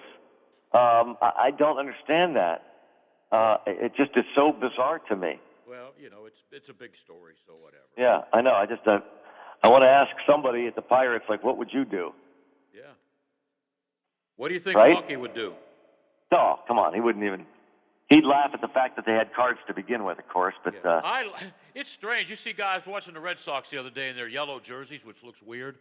A guy in the outfield, one of the youngsters they brought up, took his hat off, took the card out, and was reading about who was at the plate. I mean, it's amazing. It is amazing. You know? It's absolutely amazing. I can't imagine Clemente, Stargell, and those guys doing that, or Parker, you know? Just play the game. Well, true, but I'm sure, you know, but in Stargell's, Parker's day, I'm sure there were guys like high trainers saying, well, I can't believe the catcher even puts down signs. Yeah. You know, I mean, it's cyclical. I guess it depends on the era. Things change. And I guess I don't have a big problem if that's the way they want to do it. Yeah. What I don't understand, though, is why each pitcher has his own different card when he comes into the game. And the players get different cards. Like, how different are you going to pitch to, or if you're the shortstop, Kevin Newman, and say it's Nick Mears is in the game. And so he's shading Joey Votto towards second base by 10 steps. Well, now they bring in a new pitcher, Chris Stratton, and they give him a new card. Now, is Kevin Newman supposed to go 3 steps? I mean, what's the big difference? I don't know. It's so bizarre. Yeah. I'm sure Mickey Mantle, you know, these guys wear gloves. They're wearing batting gloves. Yeah, right. Oh, yeah. That's right. What are these batting gloves? I was watching Home Run Derby the other day, and I think it was Mays and Aaron, you know. They didn't wear gloves, and they were hitting home runs left and right. Yeah, there's still a handful of guys that don't wear gloves, but you're right. And then I also wondered, and I'm going to have to watch it the next time a position player. So we've had about 4 games this year where a position player has actually pitched because the game's gotten out of hand. Like Wilmer Defoe, I think, has pitched twice. Yeah. He's a position player. So when Wilmer Defoe comes in, do they give players cards on where to defend? You know, hey Kevin, here's Defoe. He's got his own card. Kevin Newman, here you go. You know who I really like? Mr. Floppy Hair, Cole Tucker. You do? Oh, I think he's great for the game. He's exciting. Yeah, and I hope he has a chance to, you know, make it full time next year or whatever. He's been playing well recently. I need to talk to Bones, our equipment manager, and ask him. Do you not have any helmets that fit? Yeah. Has he ever gone 90 feet without that helmet flying off? Or running in the outfield, you know. His helmet's 50 feet behind him. Yeah. Here's what's amazing. No pass balls. Come on. That is pretty amazing. That is pretty If amazing. If Stallings doesn't earn a Gold Glove, that's highway robbery. Yeah, well, I mean, he's really good, but there are certainly other really good catchers too. Yeah, but he's going to definitely be in the conversation. Yeah. I mean, Tucker Barnhart put on a clinic, the Reds catcher, the other day, and he's won 2 Gold Gloves, and I can see why. Yeah. Yadier Molina has, of course, practically monopolized that award for a number of years, and he's still going strong. But you know, if Derek Shelton has anything to say about it, then Stallings will win it because he keeps bringing it up on his pre- and post-game shows. And Stallings currently on the injured list with a concussion, but no signs. So I mean, he's able to, you know, once the 7 days is up, the minimum days, he could go back to playing again. I wonder if he will, or whether they'll just say, okay, here's his body of work. And you know, I can't imagine that him missing the last 2 weeks of the season would have anything to do with the voters in terms of Gold Glove. Yeah, That's good stuff. That's good Yeah. stuff. Your buddy in Los Angeles, Tim Neverett, he's probably having fun. Although his team's going to be, what, a wild card contender? They're going to have a great record, but it might be one and out for them. That's right. And that now I've heard some people nationally say that's not fair. What if the Dodgers do go in as a wild card, which is likely at this point. I think the Giants won again. Well, they did win again last night. And so they're up by, at least 4 games in that division in the West. Nope, only 2 games. Sorry. Two games. 2 games. At any rate, if the Dodgers go in as a wild card, and they would have, still one of the best records in baseball, people are saying it's not fair if they get eliminated. But I didn't hear people saying that when the Pirates got eliminated in 2015, when they had the second best record in baseball, and they went in as a wild card. Well, that's because you're a small market team. Come on, put 2 and 2 together, Greg. You're a small market team. Bingo. So there you have it. And that's it in a nutshell. Yeah. And if they change the rules after this year, because the Dodgers go in as a wild card and lose, it'll be because it's a big market team, and it's I think patently unfair. Yeah.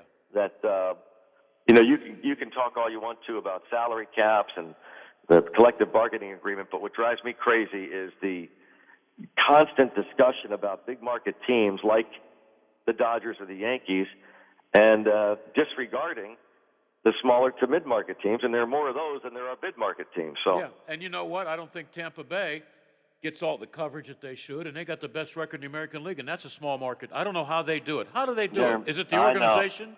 Is it the organization? Yeah, I think it is. I think it's the game, how they draft, how they develop, how they make trades. It's all that. And I think the Pirates are trying to copycat them. I think that Derek Shelton is a guy that came from Tampa Bay, and I think a lot of what we do, you will see, is almost a Xerox copy, blueprint of what the Tampa Bay Rays are doing. And one of the things Tampa Bay does is their starting pitchers go like 4 or 5 innings and they get them out of there. They let their pitcher face the lineup twice and then they bring in the relievers. And that's what the Pirates are doing.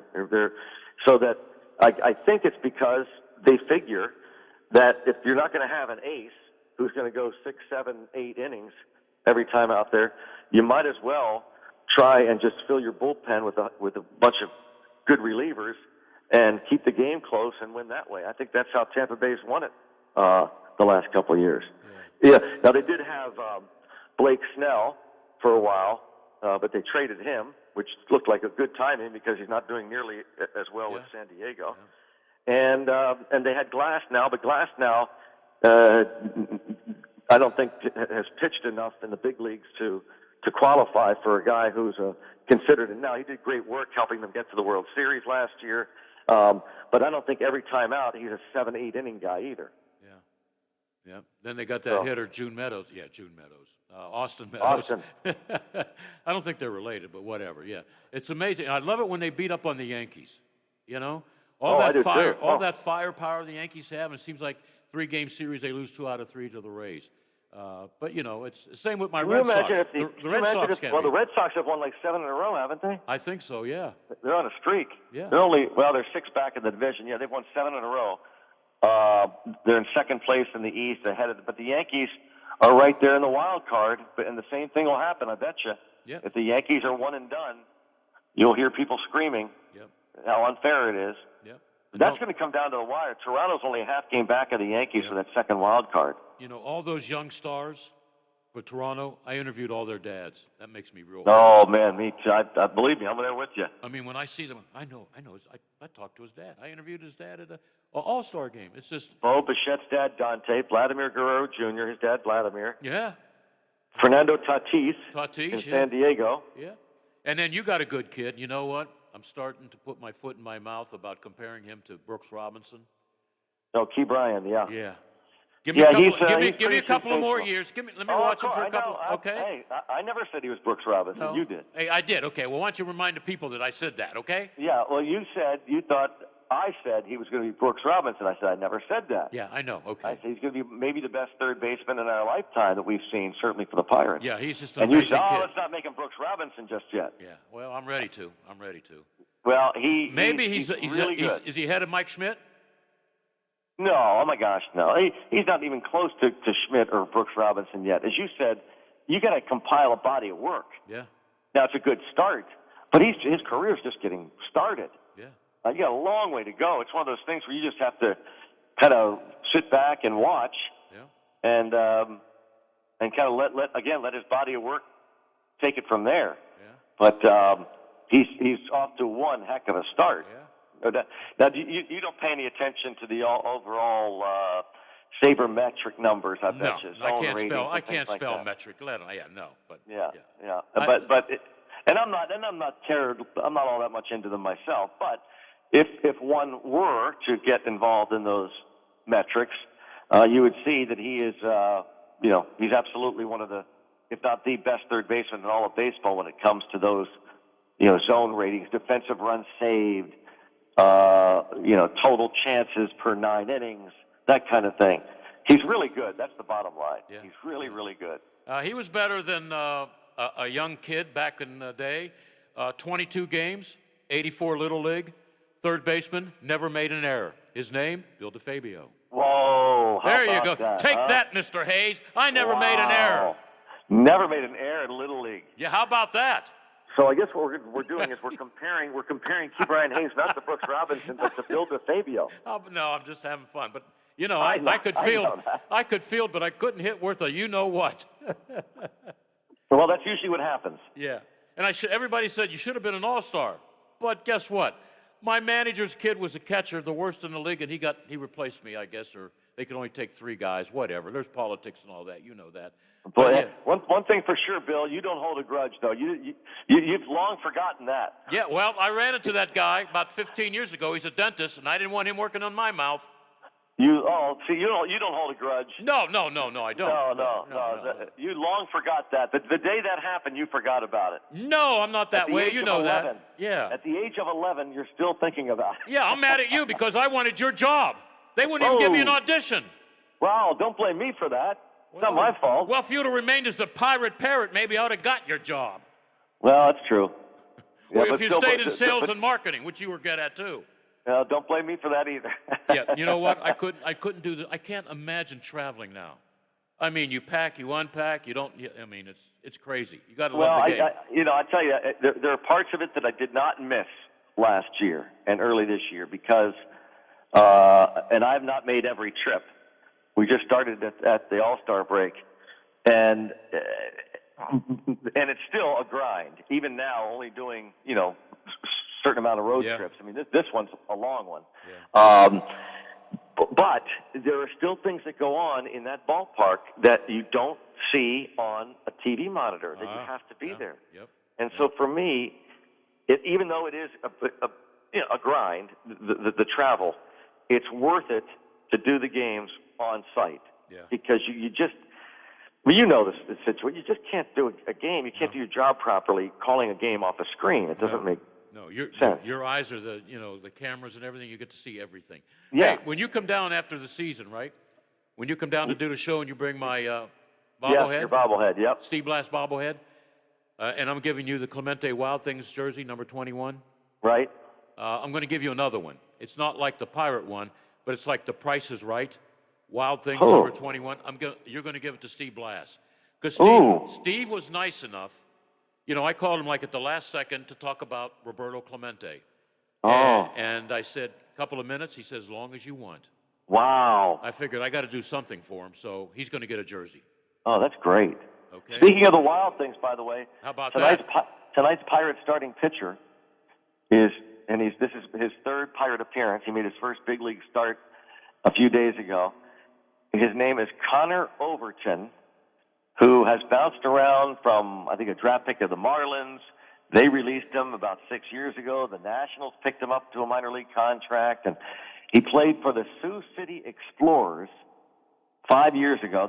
They're independent league team. Yep, I'm familiar. And then he got signed by the Giants. They let him go 2 years ago. Wow. And then he signed with the Lancaster Barnstormers.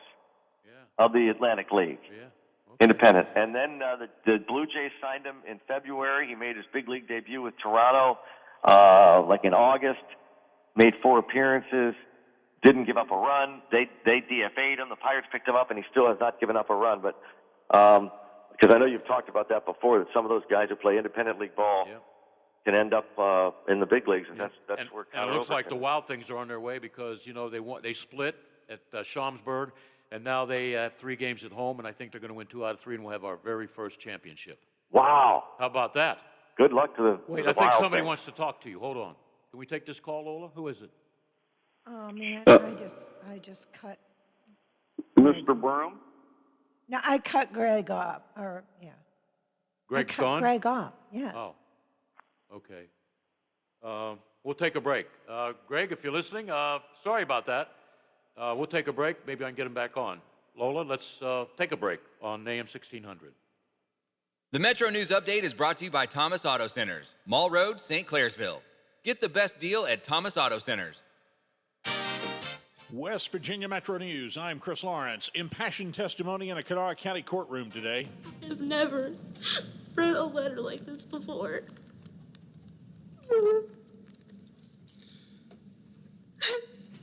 Your Honor, perhaps I could submit the letter. That's 17-year-old Rebecca Walker, who admitted to 4 counts of accessory after the fact to first-degree murder. She broke down as she tried to read that letter, apologizing for her actions and sentencing today. Walker's boyfriend, a 16-year-old, is facing charges of murdering his own family, including 2 adults and 2 children, ages 12 and 3. Also addressing the court today, Timothy Saunders, the father of victim Risa Saunders and the grandfather of those 2 boys. He says Rebecca was aware of the plot and could have stopped it if she'd told someone. No warnings, no calls were made. So now I have lost my family because of that. And they've lost their lives because no day or reason at all. And they do not deserve this to happen to them. Judge Kenneth Ballard gave her 4 sentences totaling 10 years in prison to be served consecutively. In other news today, a resident of Maine has been arrested in Morgantown, charged with a stabbing early this morning on High Street. The victim taken to the hospital after the incident around 1:15. Charged with malicious assault there is 21-year-old Elijah Older of Arundel, Maine. The victim hospitalized with wounds to the chest and arms. Governor Jim Justice awarding more major prizes in the Do It for Baby Dog vaccination sweepstakes today. You're listening to Metro News, the voice of West Virginia.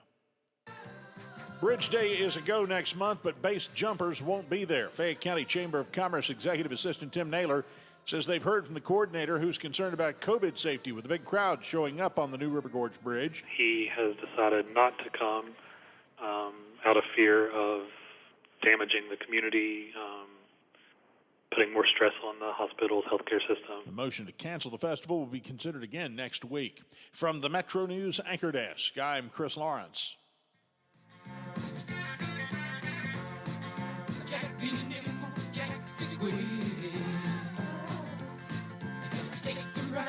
West Coast Kid. Holiday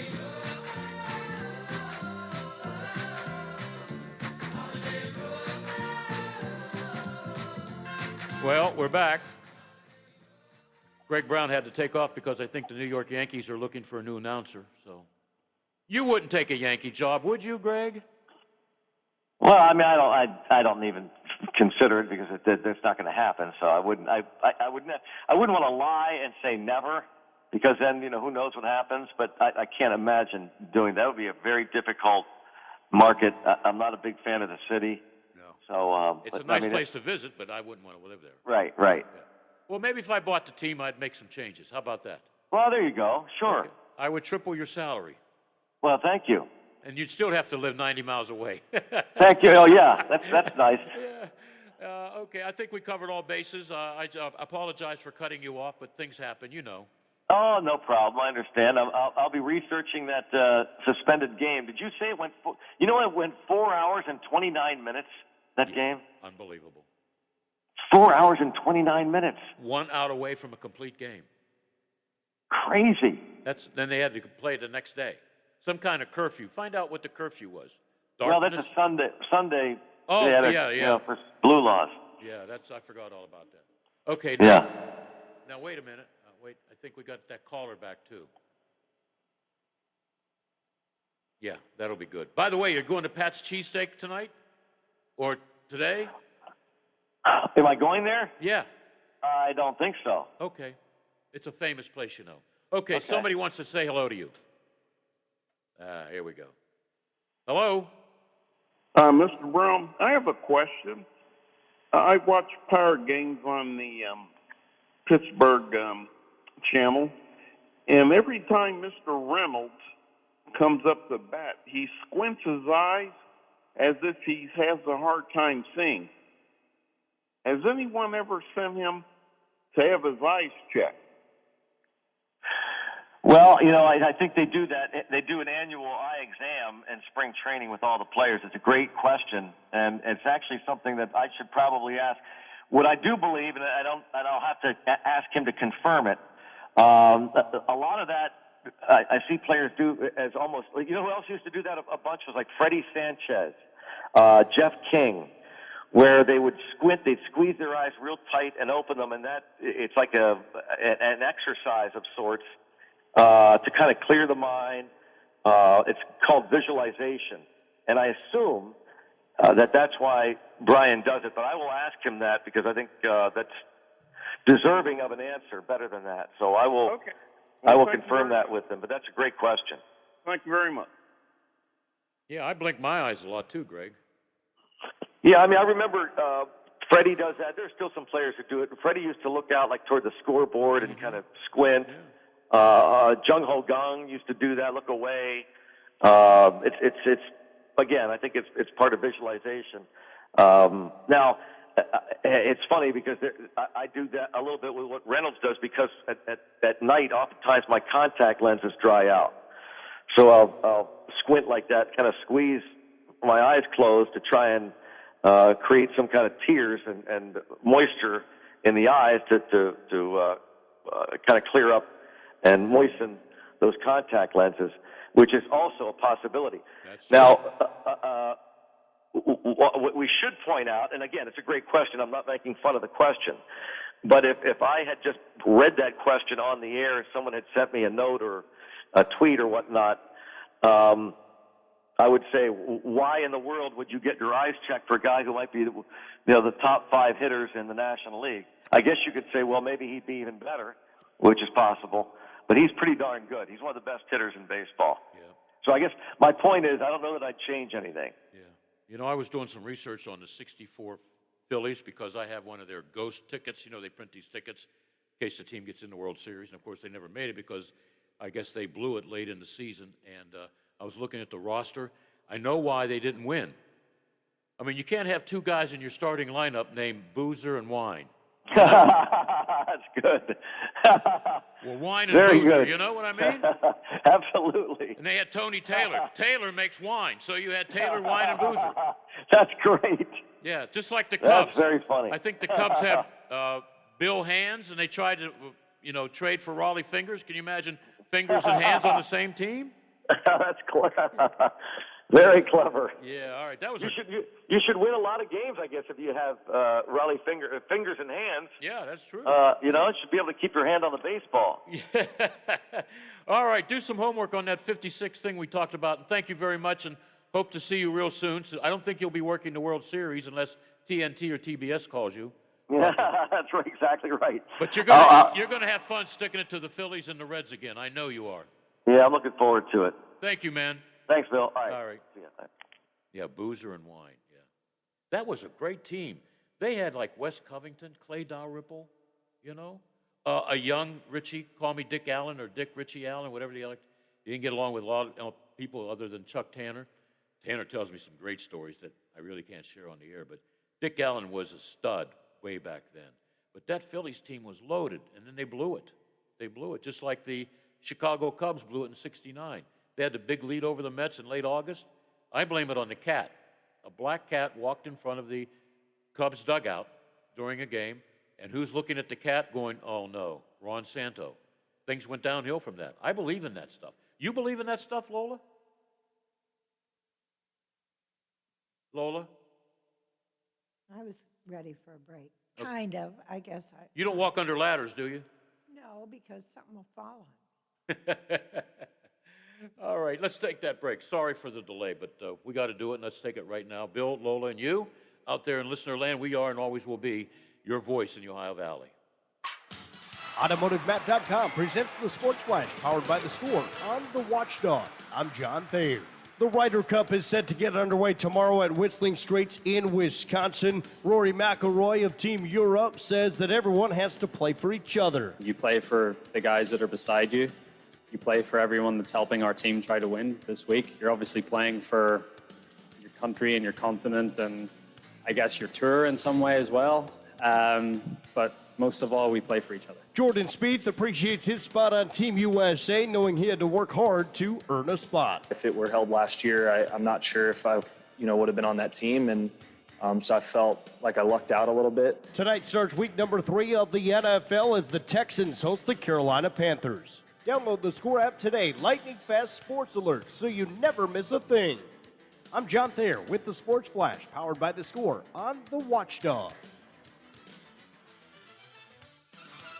You take steps to stay healthy when at the pharmacy picking up vitamins or filling a prescription. May I help you? Take another healthy step right now and ask the pharmacist how Prevnar 13 can help protect you from pneumococcal pneumonia, a potentially serious bacterial lung disease. If you're 65 or older, a trip to the pharmacy is a lot more pleasant than a trip to the hospital because of pneumococcal pneumonia. Help protect yourself with the Prevnar 13 pneumococcal 13-valent conjugate vaccine, diphtheria CRM 197 protein. Prevnar 13 is approved for adults to help prevent infections from 13 strains of the bacteria that cause pneumococcal pneumonia. Prevnar 13 does not protect against all strains of the disease. Stop by the pharmacy today and ask about Prevnar 13. Learn more at Prevnar13.com. Don't get Prevnar 13 if you have had a severe allergic reaction to the vaccine or its ingredients. Adults with a weakened immune system may have a lower response to the vaccine. The most commonly reported side effect was pain at the injection site. For additional common side effects and full prescribing information, please call 1-866-694-9300 or visit Prevnar13.com. Oh, there's something so real about living local. And I know without a doubt I'm not alone. And I love living local. There's nowhere else I'd rather be. Said I love living local. WTRF is working for me. The Ohio Valley is where I love to be.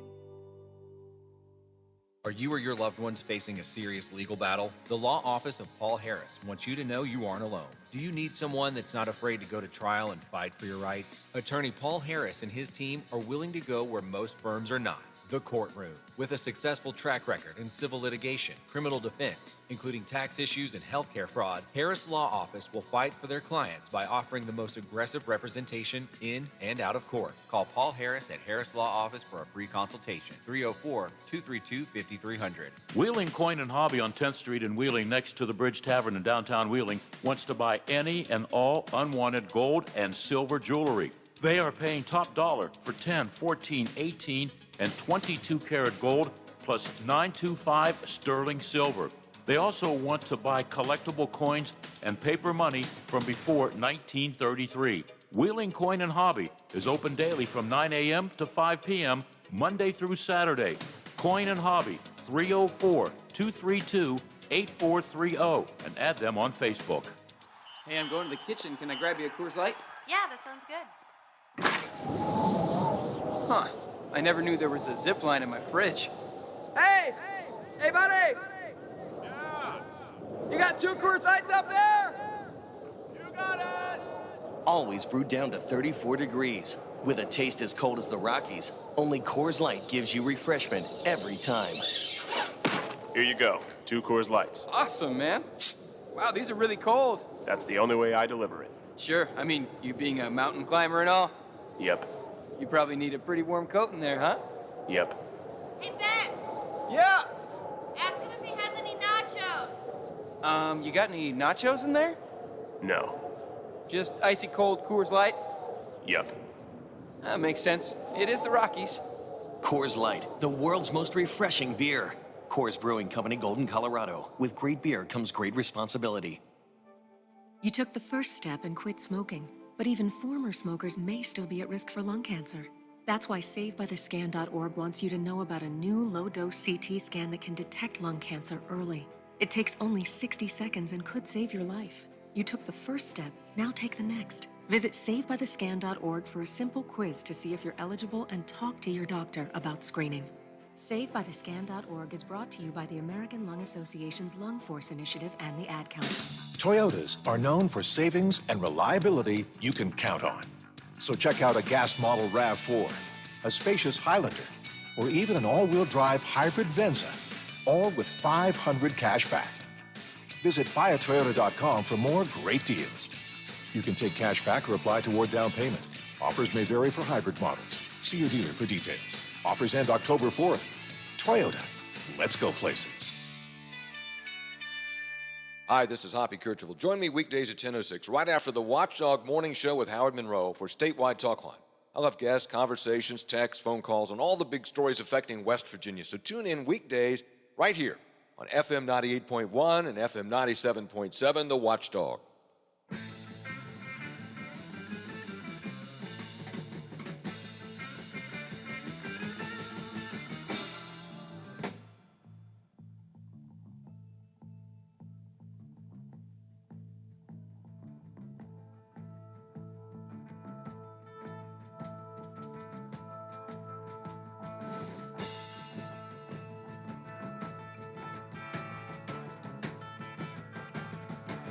And we're back. Ryan Tucker and his friend Josh, expected to be here about 2:05. I think I'm going to give Ryan an assignment since he walks up and down the streets. Count all the potholes from here to West Banco. Whew. Can't wait to see what the city's going to look like when they remove things, put new things in, trees and stuff, and tear them apart, and the city's going to look good. Be a great city again. All right, today is September 23rd. Lola, you've heard the expression, I have not yet begun to fight. Who said that?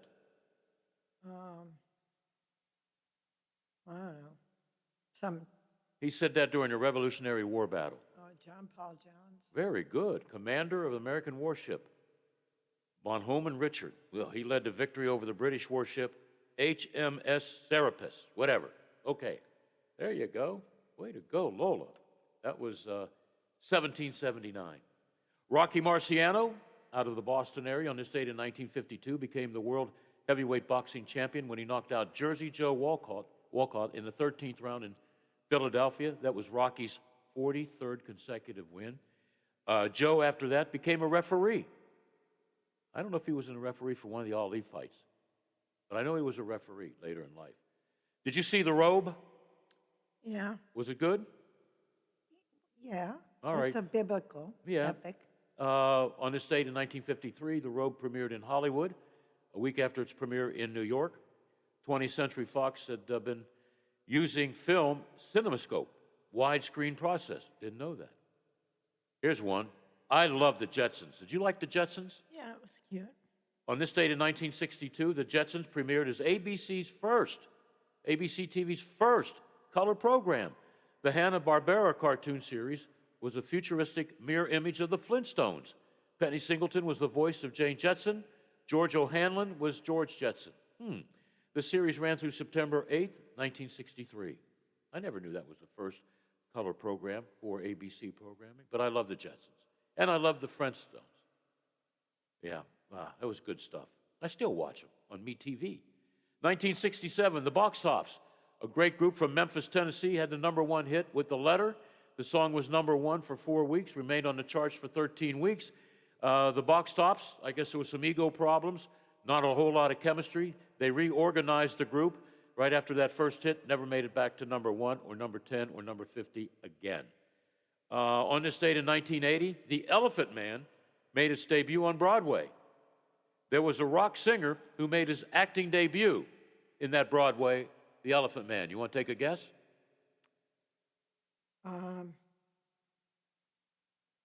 Ground Control to Major Tom. That's what I was thinking, but I can't. David Bowie? Yeah. Yeah, okay. I saw this guy the other day on The Rifleman. 1981, Chief Dan George, the actor, appeared in Harry and Tonto and The Little Big Man. Died at the age of 82. He was like the Indian chief in all these Westerns. I mean, the guy hopefully got paid a lot of money. He didn't play Tonto, though. Tonto was the lone... Who played Tonto, Lola? Do you know? Silverheels. Was it? I thought, who played Lone Ranger? Oh, I thought Jay Silverheels was the Lone Ranger. oh, maybe. Okay. Somebody will Well, call and tell me. Oh, Wasn't no. it Tonto in The Lone Ranger? Yeah, but who was the actor for Tonto? In the TV show, it was Jay Silverheels. Then who was the Lone Ranger? I don't know. Okay. Some white guy. You know, back then they didn't have COVID, but he wore a mask, right? Did anybody protest? I don't think so. Well, he didn't cover. He wasn't. He The didn't have masked to man. cover his nose and his mouth. No. The masked man. Okay. Chief Dan George. He was in a lot of, if you watch a lot of Clint Eastwood westerns, even some of the actors that died, they always made another film with Clint Eastwood. He had his own entourage and good friends. If you were a friend of Clint Eastwood, better than average actor, you were in the movies. Yep. Okay. Mickey Rooney. On this date in 1920, he was born, passed away in 2014. Mickey Rooney, his real name was Joe Yule Jr. All right, some of his hits: Boys Town, Breakfast at Tiffany's, It's a Mad, Mad, Mad, Mad World. That movie had like 32 actors in it. Babes on Broadway, and the Andy Hardy series. It was Clayton Moore. Okay, we got that straightened out. Clayton Moore, the Lone Ranger. Jay Silverheels, Tonto. Okay, we got somebody on the. Oh, they were just telling us. See, Lola, when we can't figure out something, somebody's out there always to help us. That's what's great about our listeners. You have a favorite Mickey Rooney film? Oh, no. Oh. No, there's just too many. Yeah. And it goes all the way from the time he was in Midsummer Night's Dream to, my God, he made some stinkers. Boys when he Town got was good, older. wasn't it? When he was a young kid? Yeah, all of them were. Yeah. I mean, the guy could act and sing and dance and play any instrument you wanted, and he did comedy and tragedy and really serious roles, and especially when he got older, he Didn't he have like 8 wives or something, or 9 wives? yeah, Yeah. a lot of them. Yeah. Okay. Too many. That's probably what killed him. We won't go there. Okay. Ray Charles. Oh, boy. Passed away 2004, born in 1930. You have a favorite Ray Charles song? No, Okay. not off the top of my head. You always do that. You throw this stuff at me, and I can't think that fast anymore. Well, that's because I can't think that fast. Wait, but you're reading. Yeah. Yeah, but I don't have all the bios. Some of it's top of my head. I think I liked I Can't Stop Loving You. And that's not directed at you, Lola. I know. Hit the Road, Jack. No. I liked him as an actor in, what was the movie with Belushi? Oh. They walk into the Blues record Brothers, store. the Blues Yeah, Brothers. the Blues Brothers. Yeah, somebody's trying to steal a guitar and he shoots at him. Well, that was great. I could watch that movie over and over and over again. Steve Boone, one of the lead singers for the Loving Spoonful, wrote Do You Believe in Magic? I Don't. Summer in the City. Okay, that's Nashville Cats. I like that. Here you go, Lola. Favorite Bruce Springsteen song? Oh, no. I can't choose. Okay. There's absolutely no way to choose. One you could listen to all the time. Born to Run? No. Okay. I could Born in the USA? I could listen to that whole album over Yeah. and over and over. Is that the one with his back turned? He's got the guitar? Yeah. And a nice butt. A nice what? But Is that all you look at? yeah, when it fills the whole Album cover. yeah, or in this case the front of my T-shirt. How old is he? 70 something. 72. That's what I thought. Marvin Lewis from Fort Cherry. Just mentioned that because he used to be a Steelers linebacker coach. Played on a couple Super Bowls. He was the head coach of the Cincinnati Bengals, and they never won a playoff game with him. John Harbaugh. You like him, don't you? You don't like the other Harbaugh. He's 39 today. All right, I hear music, so let's flip it over. Let's get it on. Marvin Gaye, number 1 in 73. Help, 1965, was number 1. Eva Destruction, number 2. 1957, how about this? Tammy, number 1. Diana, number 2. Mr. Lee, number 3. All right. There's a song about Lola by the Kinks, but if I mention it, she won't talk to me for a while. Talk to you tomorrow on Football Friday. We'll have a lot of fun tomorrow. We always have a lot of fun. Another hour. What? It's 2 o'clock. Oh, yeah, EP, extra play. Okay, thank you, Lola. We'll be right back with hour number 333. Bad one now. Make all you little girls turn your heads around. Then I'm gonna take you little girls, gonna take you right on down with me. Oh, you just wait and see. I'll be your hoochie coochie man, baby. I set you free.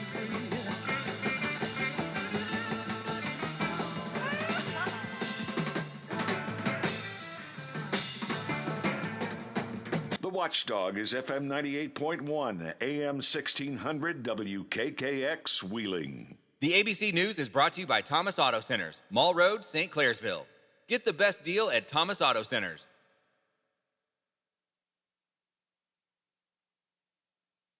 From ABC News, I'm Brian Clark. A CDC panel is meeting today to discuss who should be determined high risk and thus eligible to get a third dose of Pfizer's COVID-19 vaccine. CDC Director Dr. Rochelle Walensky thanked the members of the panel for taking part. While we all plan to provide clear and aligned recommendations, the underlying discussion of diverse opinions and interpretations of the data only serves to strengthen our ultimate guidance. The FDA had recommended those boosters for people over 65 or at high risk. The U.S. government could shut down in a week if lawmakers do not vote to agree to raise the debt ceiling. White House Press Secretary Jen Psaki was asked if that could hamper the fight against COVID-19. Direct public health efforts can generally proceed during a shutdown because they're exempt, and that is certainly our intention. And large swaths of the federal government coming to a screeching halt would certainly not be beneficial to pandemic response. Democratic lawmakers say they have agreed to funding a $3.5 trillion infrastructure bill. Details are still scant amid disputes between moderate and progressive Democrats on the price tag. House Minority Leader Kevin McCarthy said today, They have their internal firing squad right now upset with each other because one side won't vote for it unless they get reconciliation. So whatever agreement they come upon is not about the infrastructure bill. It's about whether they can spend $5 trillion. There are staff meetings ongoing today. Daniel Foote, the special envoy to Haiti, has resigned. Appointed in July, he said the Biden administration's policy of sending Haitian migrants back to the country is, quote, inhumane. The House Transportation Committee holding a hearing on unruly air passengers. Sarah Nelson, president of the Association of Flight Attendants, says, Since January, the FAA has logged 4,284 unruly passenger reports. About 3/4 of those are mask-related. You're listening to ABC News. Liberty Mutual Insurance Company presents. And Doug. Don't you just love the smell of old books? Shh, this is a library. Sorry, ma'am. We're looking for a book titled Liberty Mutual Customizes Your Car Insurance so you only pay for what you need. I don't think we carry that, but check nonfiction. He really does devour literature. Please leave. Only pay for what you need. Liberty, liberty, liberty, liberty. At CDW, we get that a cyborg assistant won't make your employees more productive from home. Please, call me Brian. I can vacuum your dog. That's great. But at CDW, we can design a productivity solution with Lenovo devices that offer fast, reliable connectivity to help your people manage their workloads the right way. Can I have a human hug? No. For technology that moves you forward, trust Lenovo and IT orchestration by CDW. People who get it. Learn more at cdw.com/Lenovo Client. New concerns about that exploding volcano in the Canary Islands. A 40-foot wall of lava has already destroyed hundreds of homes on La Palma Island. It's forced thousands to evacuate. ABC's James Longman is there. When the volcano first erupted over the weekend, authorities sprang into action and it felt like things were under control. But as new fissures have opened up, lava has spread more widely and this situation feels more and more unpredictable. And experts warn the lava could keep flowing until November. European Union lawmakers want manufacturers to create a single charger for all cell phones, tablets, and headphones. They say it'll be more convenient and better for the environment. The dream of standardization being considered by the European Union. A seemingly small thing, but a big thing affecting many millions here. A new legislative proposal is being presented to the body in Brussels, which, if backed, could force all manufacturers to use the same single type of USB charger. If this were to change, it could be expanded beyond to things like tablets, headphones, cameras, and speakers. Potentially a little bit of harmony in our often disharmonious world. Tom Rivers, ABC News at the Foreign Desk. Retired Roman Catholic Bishop John McCormick has died. McCormick came under criticism for his role in Boston's clergy sex abuse scandal, which later widened to include church leaders in New Hampshire. John McCormick was 86. This is ABC News. I'm Carla Hall. Doesn't your family deserve the best? Eggland's best eggs, classic, cage-free, and organic, give you and your family more. More delicious, farm-fresh taste, plus superior nutrition. Compared to ordinary eggs, Eggland's Best provides 6 times more vitamin D, 10 times more vitamin E, and 25% less saturated fat. These are no ordinary times, so why choose an ordinary egg? Only Eggland's Best. Better taste, better nutrition, better eggs. Brian Clark, ABC News. This is ONN. Republicans in the Ohio House are proposing a bill they say would prohibit vaccine and mask mandates in almost all public and private locations in Ohio. Tino Ramos with affiliate station WBNS-TV in Columbus has more on whether or not that law would have legs. If passed, it would block things like testing, vaccine requirements, and mask mandates. Now, if you recall earlier this month, President Joe Biden announced federal vaccine and testing requirements for employers with more than 100 workers. But if House Bill 425 becomes law, which one do we follow? Well, we went to OSU law professor Peter Shane for the answer. Federal law under the Constitution takes precedence over state law. Some are also concerned that this will really provide some type of confusion of sorts of how lawmakers are handling COVID. In downtown Columbus, Tino Ramos. And the Ohio State Highway Patrol released a video on social media yesterday they say serves as a stark reminder of the dangers law enforcement officers face day to day. Tracy Townsend has more. This video comes from the Lebanon post of the Highway Patrol. Troopers pulled over and arrested a man they say was driving impaired. During the stop, the Highway Patrol says a second impaired driver nearly hit the 2 troopers and the first suspected driver. The patrol says a drive sober and move over for flashing lights. I'm Tracy Townsend. And I'm Daniel Barnett on the Ohio News Network. Live and local talk is just around the corner. Stay right here on The Watchdog. Hello, everyone. It's John Kozik, founder and president of TurboTrack Realty, and I buy houses as is, fast for cash.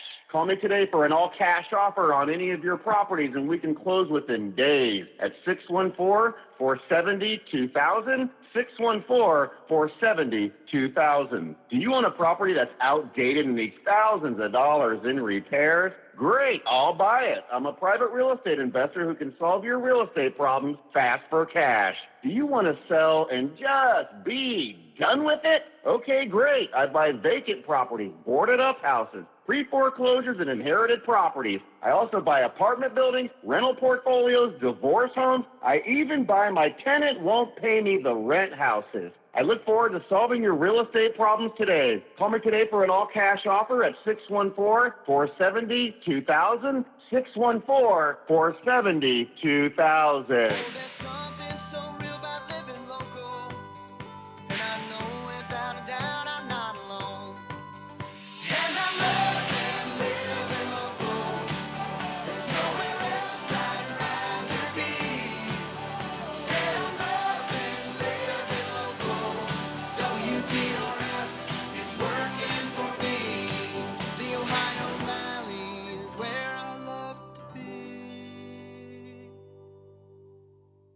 From the Watchdog, here is your local weather forecast for your Thursday. Partly sunny with a stray sprinkle possible in the afternoon, high of 61. Tonight, a slight chance of showers, then becoming partly cloudy, low of 50. And for your football Friday, sunny with a high of 70. And that's your local weather forecast from the Watchdog.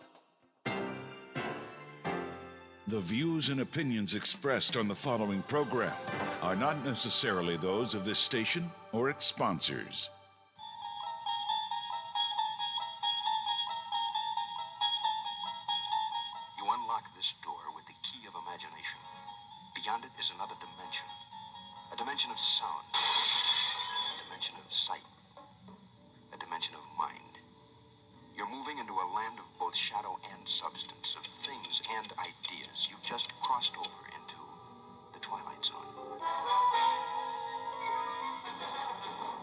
Now it's time for Bill DeFabio on AM 1600 WKKX, the Watchdog.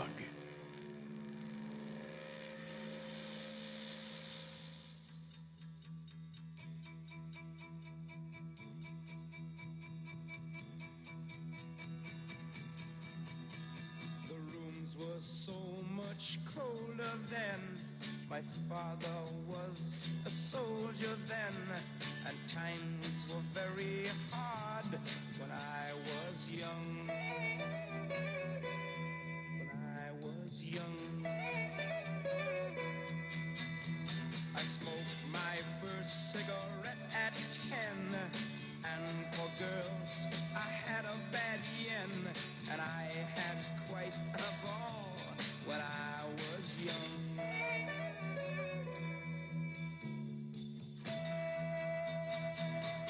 When I was young, it was more important. Pain, more painful, and laughter much louder. Yeah. When I was young. Well, in this segment, you got the old guy, me, and the two young'uns. Are you guys like the young people I work with? You know it all? No, you don't know it all, do you, Josh? I know nothing. Yeah, you're weird to begin with. You sit on your porch looking for spaceships.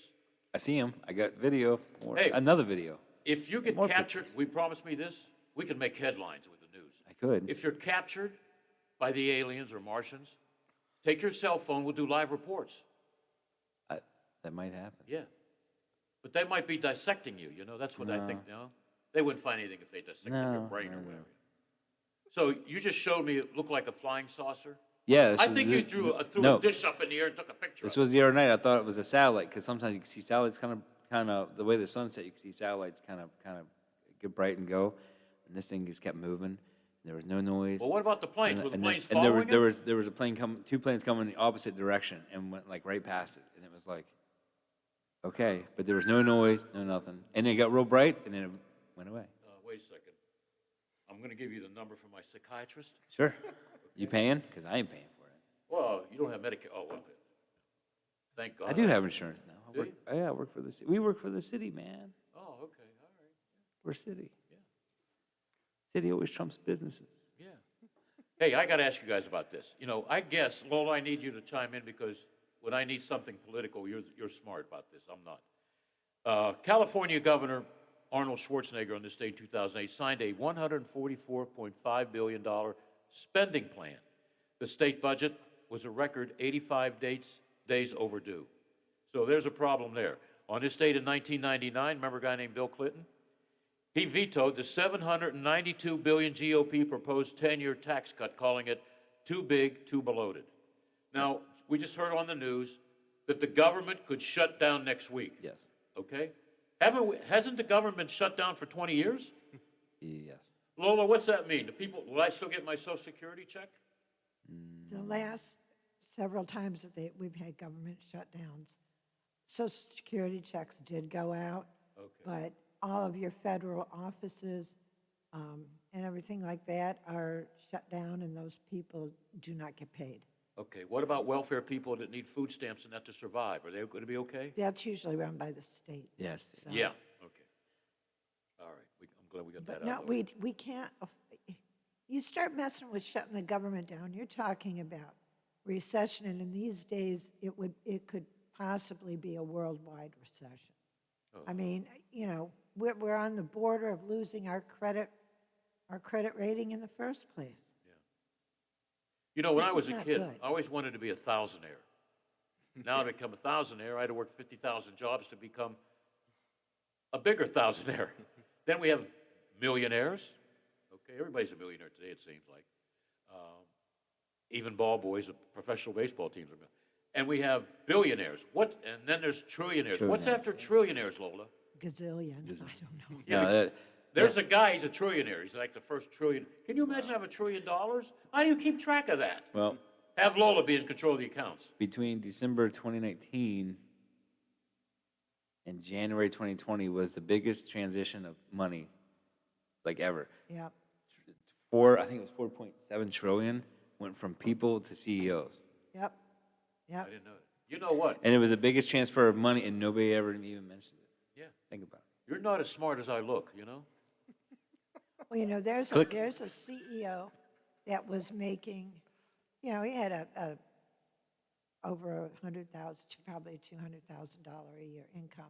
And he decided several years ago that everybody, including himself, every employee was going to start at $70,000 a year. That and all the money people are going, you're crazy, you just bankrupted yourself, this is never going to work.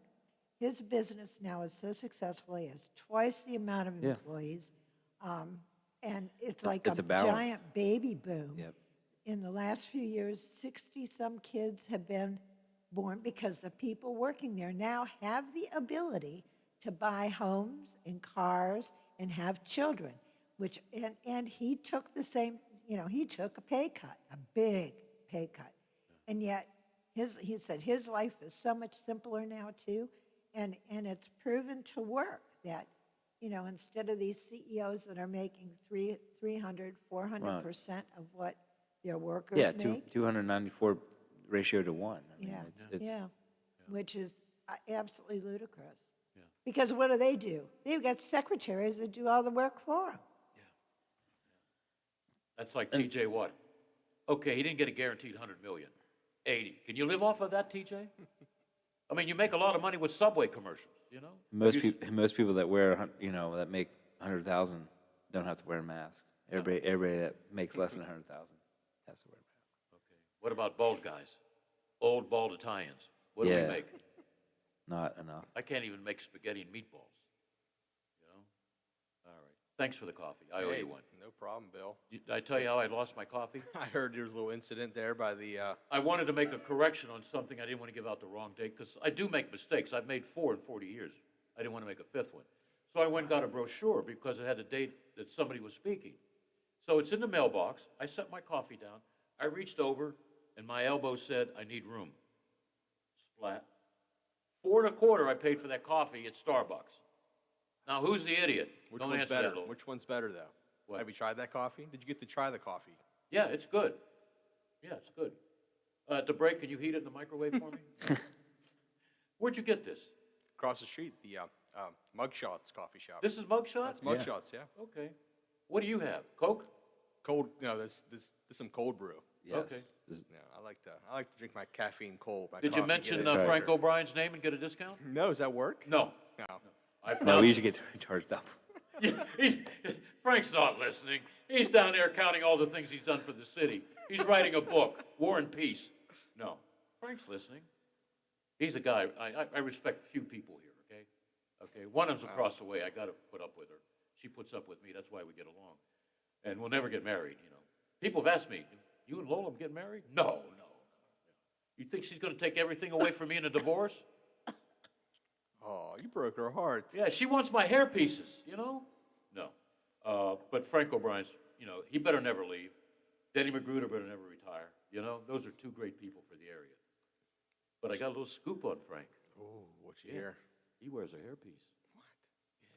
Man, you don't have to lie to be our friends. Come on and get it. Watch everybody go. DeFabio said Frank O'Brien. You know how people lie. are. You know how people are, right? Yeah. That's like Lola Miller, 1951, Miss Universe, you know? Well, that's I can believe that. true. Yeah, I've seen That's- that. I've You're seen the supposed picture. to agree with me. No, that's the truth. I was We've just a talked. twinkle in somebody's eye in 1951. Yeah, I don't know if I was a twinkle in anybody's eye, but yeah, I popped out. Here I am, you know. I was a twinkle in a few different girls' So, eyes in were you- 2001, but that never worked out. Yeah. I was This- 3 or 4 at a Josh, time. Josh, Yes. read my lips. It's a family show. I'm just. Don't swear. Don't call somebody a you know what. I like never last said that. week. Yeah, Bill, that's you, man. We're You know what chill here. happened? You I got- I you hit got- the power switch. You got to click your brains and not do that. But Lola, you caught me, right? Yeah, but you hit the power I'm mute. not fired. Yeah. Okay. And usually when somebody does that, I drop them completely. I should just have turned your mic off and not let you speak again. Then we could have had our own show. Yeah, I should have done that. Say something, Bill. Say something bad. I'll sing. That's life. That's what the people say. Okay. All right. I didn't Power finish mute. the birthdays. Can I finish the birthdays? Well, No, it's, I didn't finish the oldies calendar on songs. By the way, Bruce Springsteen is 72 today. You got a favorite Bruce song? No. Okay. You don't like them? I actually don't. I never saw don't- the big I don't- thing I don't on get it Bruce either. Springsteen. Yeah. Sorry if I You ready offended for this? anybody. You know Yeah. what Princess Lola likes about him? The jeans. Yeah, with his back turned. Yeah, Yeah. I know. Instead of looking at the guitar or what songs are on the greatest hits, she's looking at his butt.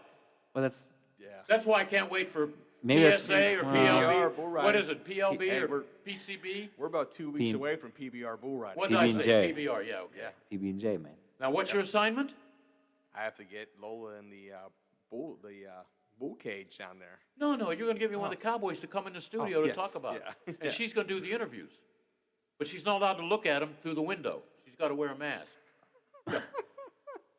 Hey, those guys, you know, work in the restaurant, when they come in, Jason Miller's eyes light up like a Christmas tree. They spend money. Oh, yeah. They buy the best, and they leave gigantic tips. So They make good money Yeah, in I'm- that bull I might riding. be- It's something a lot of people don't realize, but that's a major tour that goes across the whole country. Yeah, I and wouldn't fills want that life. stadiums everywhere. That's a tough life.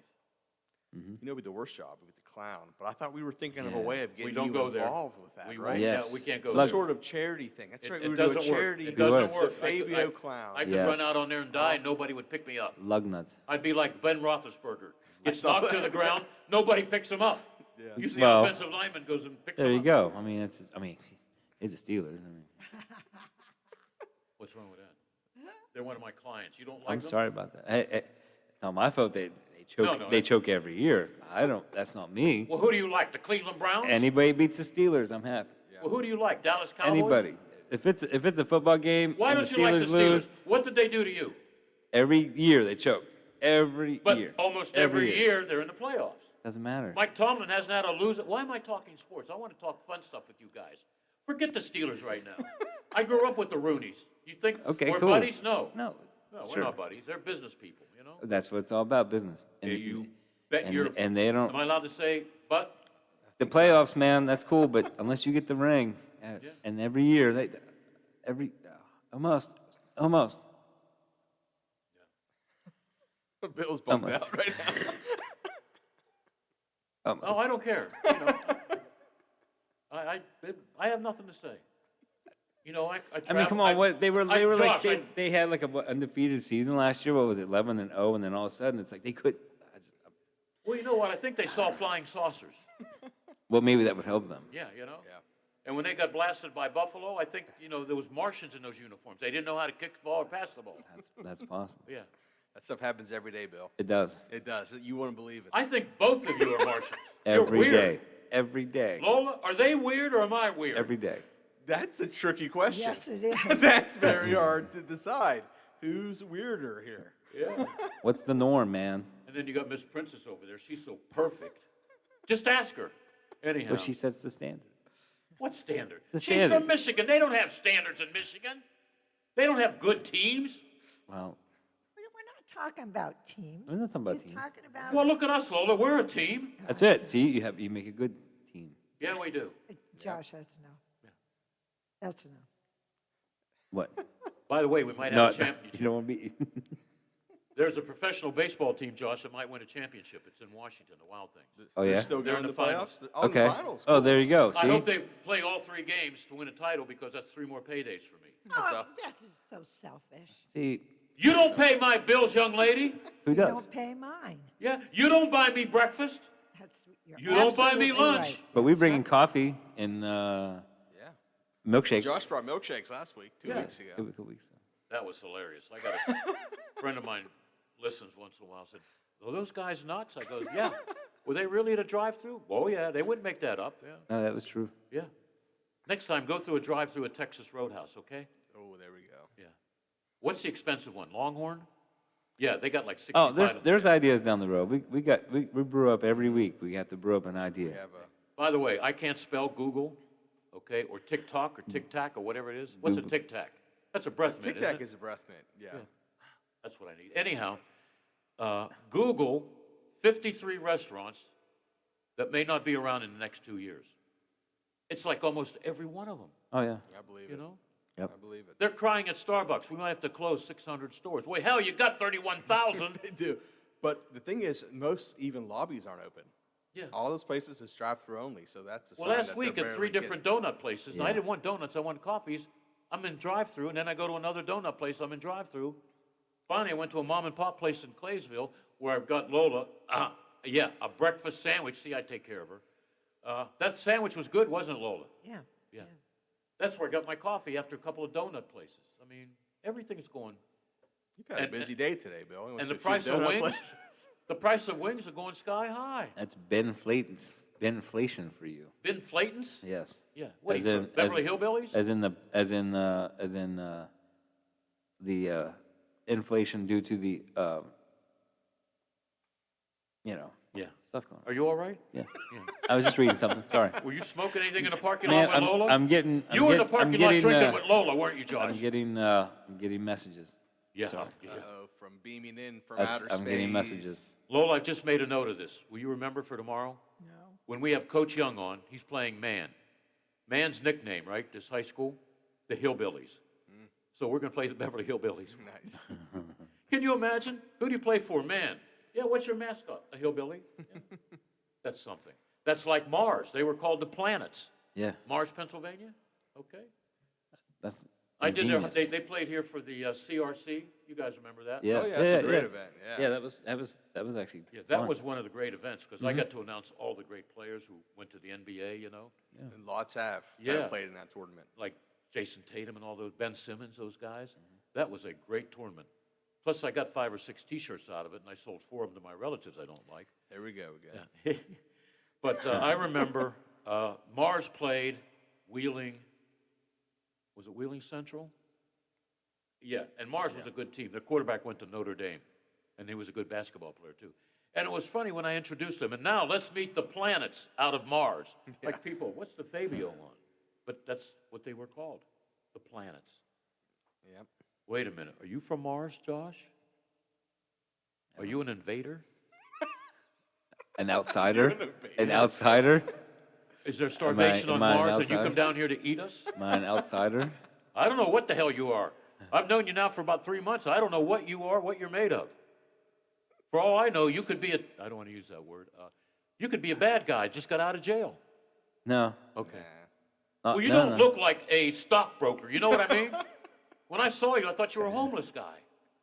Look at him. Look at him, Ryan. It's a Well, what's style, funny? What's Bill, funny is man. some of the people who panhandle actually look better than I do, and I don't give them any money. I mean, maybe I should, but I don't. So I'm just I can tell by looking at them like, you have better shoes than I do. So no, I'm like, It's like the first time I was here. I saw I mean, this- at least if you're gonna panhandle, look the part. Yeah. At least look the part. I think my first or second week I was here with the program director. We were standing outside down in the other place.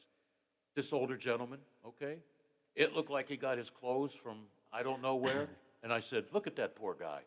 Maybe I should give him a couple of bucks. And John said, that is Mr. Nutting. I mean, oh, okay. Yeah. So then I see? finally got to meet him at the restaurant. So you can't judge a person by their looks. I'm wearing shorts and a hoodie. You have shorts on? I could not wear nothing, but I'd rather not. Oh, that would be great. Yeah. I'd okay. rather not do that. I'm Yeah, kind no, of busy. no, no. I'm this- busy. Yeah, that's okay. This is Facebook. Oh, wait a minute. I got to get you guys on Facebook. Yeah. See. Yeah. There you go. The guy on the right, Josh, okay, he's the Martian. The guy on the left, he's from the Taliban, okay? The Taliban. Yeah. Yeah. You didn't know that? Man. Yeah. That's my last name, actually. Ryan Taliban. Taliban. Taliban. I like that hoodie. That's not a hoodie. That's just is that something new? This, I think they had last season. Nailers had this little. Are you in charge of merchandising too? No, I don't handle that. That's they have. That's Nailers got to have be a someone, big but- selling logo. Oh, for sure. Especially since it looks like the Las Vegas Knights. The color scheme, yeah. The Nailers always have great merchandise down Yeah, there. yeah. That's one thing I'll give them. Sales will be good. You know, Army was sitting right in that chair. And I said, I hope you don't get to a bad start where I have to say Army was fired like I've done with the last couple. I really believe in this guy. But I've said that in the last 6 coaches. Let's know? hope. And DJ has me drinking the wine, too. We're really going to be good this year, Bill. We got a good goaltender. We got good defensemen. Okay. DJ needs to get out of here. Jeez, come on, man. No, he's been around too long. He should move up to the AHL. You know? He could be a NHL announcer. Well, He's we good. won't go that He's far. I like the good. kid. Yeah, he's this good. What's great, people don't believe it. I'll be standing in front of the restaurant taking a break. I can hear his big mouth, especially when the Nailers score. You know, it's great. Lola can hear him. She's sitting on the porch going through a second case of beer at night, and she can hear him. All right? He's a good guy, but he needs to move up. He moves up, he makes more money, you know? It's not all about money, Bill. That's right. Oh, yeah. Oh, you worked for Denny for almost pennies? Is that why? Because you like Denny? Popcorn. I get unlimited popcorn Yeah, supply. you get to see my girls. Josh, have you talked to my girls lately? Yes. How are they looking? Good. Yeah, baby. Yeah. Can you imagine if they come to life? Then I would believe in the supernatural. Man, you never know. Oh, yeah. I should You just never sit, know. I should sit at him. I'm crazy enough to do this. After I'd have a couple of cigarettes, not the Pall Mall kinds. Yeah. Yeah. Have some, what's my favorite drink with the cinnamon? What's You it like called? Fireball. Yeah. Fire- Sit in an empty Capitol looking at the girls, maybe thinking they come to life. Then I can fall in love again. And then they can both break my heart. This could be a lifetime movie. Christmas at the Capitol. Bill comes in, falls in love with the statues, comes to life. Yeah. On Christmas And then Day. they come, yeah. And then I become a statue. That was a Twilight Zone movie. Wow. And then you turn into a statue. So from now on, there's the same statue, and then you next to that statue holding up the vase. Wait a minute, they're not wearing clothes. Yeah, as long as you're not naked, I'll be fine. I don't. I mean, you can have a statue. I just don't want. Yeah. I don't want all that going. Yeah, I can understand that. Yeah, okay. There's no time for that. We know we're feeling wacky, and we're sober. What's wrong here? This coffee. It's the coffee, man. Coffee is strong. It is. It's good. You want to give Bob a compliment? Is Bob over mugshots? Yeah. Oh yeah, no. I think it's mugshot. Bob. Maybe it's I've Mike. never I don't know met- who the yeah, hell he is. Bob. No. He's never around. But I don't know. I mean, I have nothing involved with them. But if you're in Wheeling, it's a great little They're coffee good. shop. I mean, it's cool. Yeah, we made a deal. I like to trade. Oh yeah. I gave him, if you look at his tables, it's all the movie stars and everybody that's been in jail. Yeah. He has Frank Sinatra, like with the cell number and everything, T-shirt. And he likes Danny Marino and Mario Lemieux. I got him a Mario Lemieux chart. What's that called? 5 inches, 6 inches. One of those wall charts. Oh, yeah. Signed by Mario. Wow. And he got me an interesting book and also Frank Sinatra in jail. Cool. That's cool. Yeah. We want to put DJ Abicello on that wall, but he's got to go to jail. We got to fix that. That's something we've never done. We found skeletons with Frank O'Brien, Denny McGrew. Let's find his DJ. I wonder if Steve from St. Clairsville has anything on DJ. Yeah. He probably Steve from does. St. We ought to find something on Steve from St. Clairsville. I know. Do you know anything about He's him? got a bad and rough history. Yeah, we could find something wrong with him. That's your next assignment, DJ. I'll work on him. Yeah, work. Does he have a locker down there or up there or whatever? I'll start snooping around his office. Yeah, check around his car, you know? I'll try You to might get have back some and bags look of in white his car. stuff in the glove compartment. Yeah, you know what I mean? What? Oh, yeah. Man, don't be talking too loud about that right now. 'cause, No, man, he there likes is some- baby powder. This valley is crawling with feds right now. You don't. Do Why? you understand what's going on? Right? There's Yeah, all I this just stuff heard happening. something in the hallway. I don't know what's Crazy stuff happening around this. No, he uses area. baby People powder and he puts dying it in and stuff, plastic yeah. bags. Well, I'm just telling you. Then he sweats so much, he puts baby powder for on. chafing. Yeah, Yeah, well, that's Gold Bond, and gaff tape all summer long. Gold Bond, there you go. Gold Bond and gaff tape. Yeah. That's how he survived. That's how I survived the summer right I there, used man. to use Gold Bond. Oh, I can't go there. No. Well, Lola says take a break. She's giving me the look. I It's can not- see that look. It's I not see. the look of love, fellas. 11 years or whatever, I've never seen that look of love. Right, Lola? But if I bring her dinner, she'll say, thank you, Bill. We'll be right back right after I heat my coffee. All right? Jared Bartlett and Jackie Matthews, two Mountaineer defenders making big noise. Hi, everybody. I'm Tony Caridi, and that story is coming up on today's Mountaineer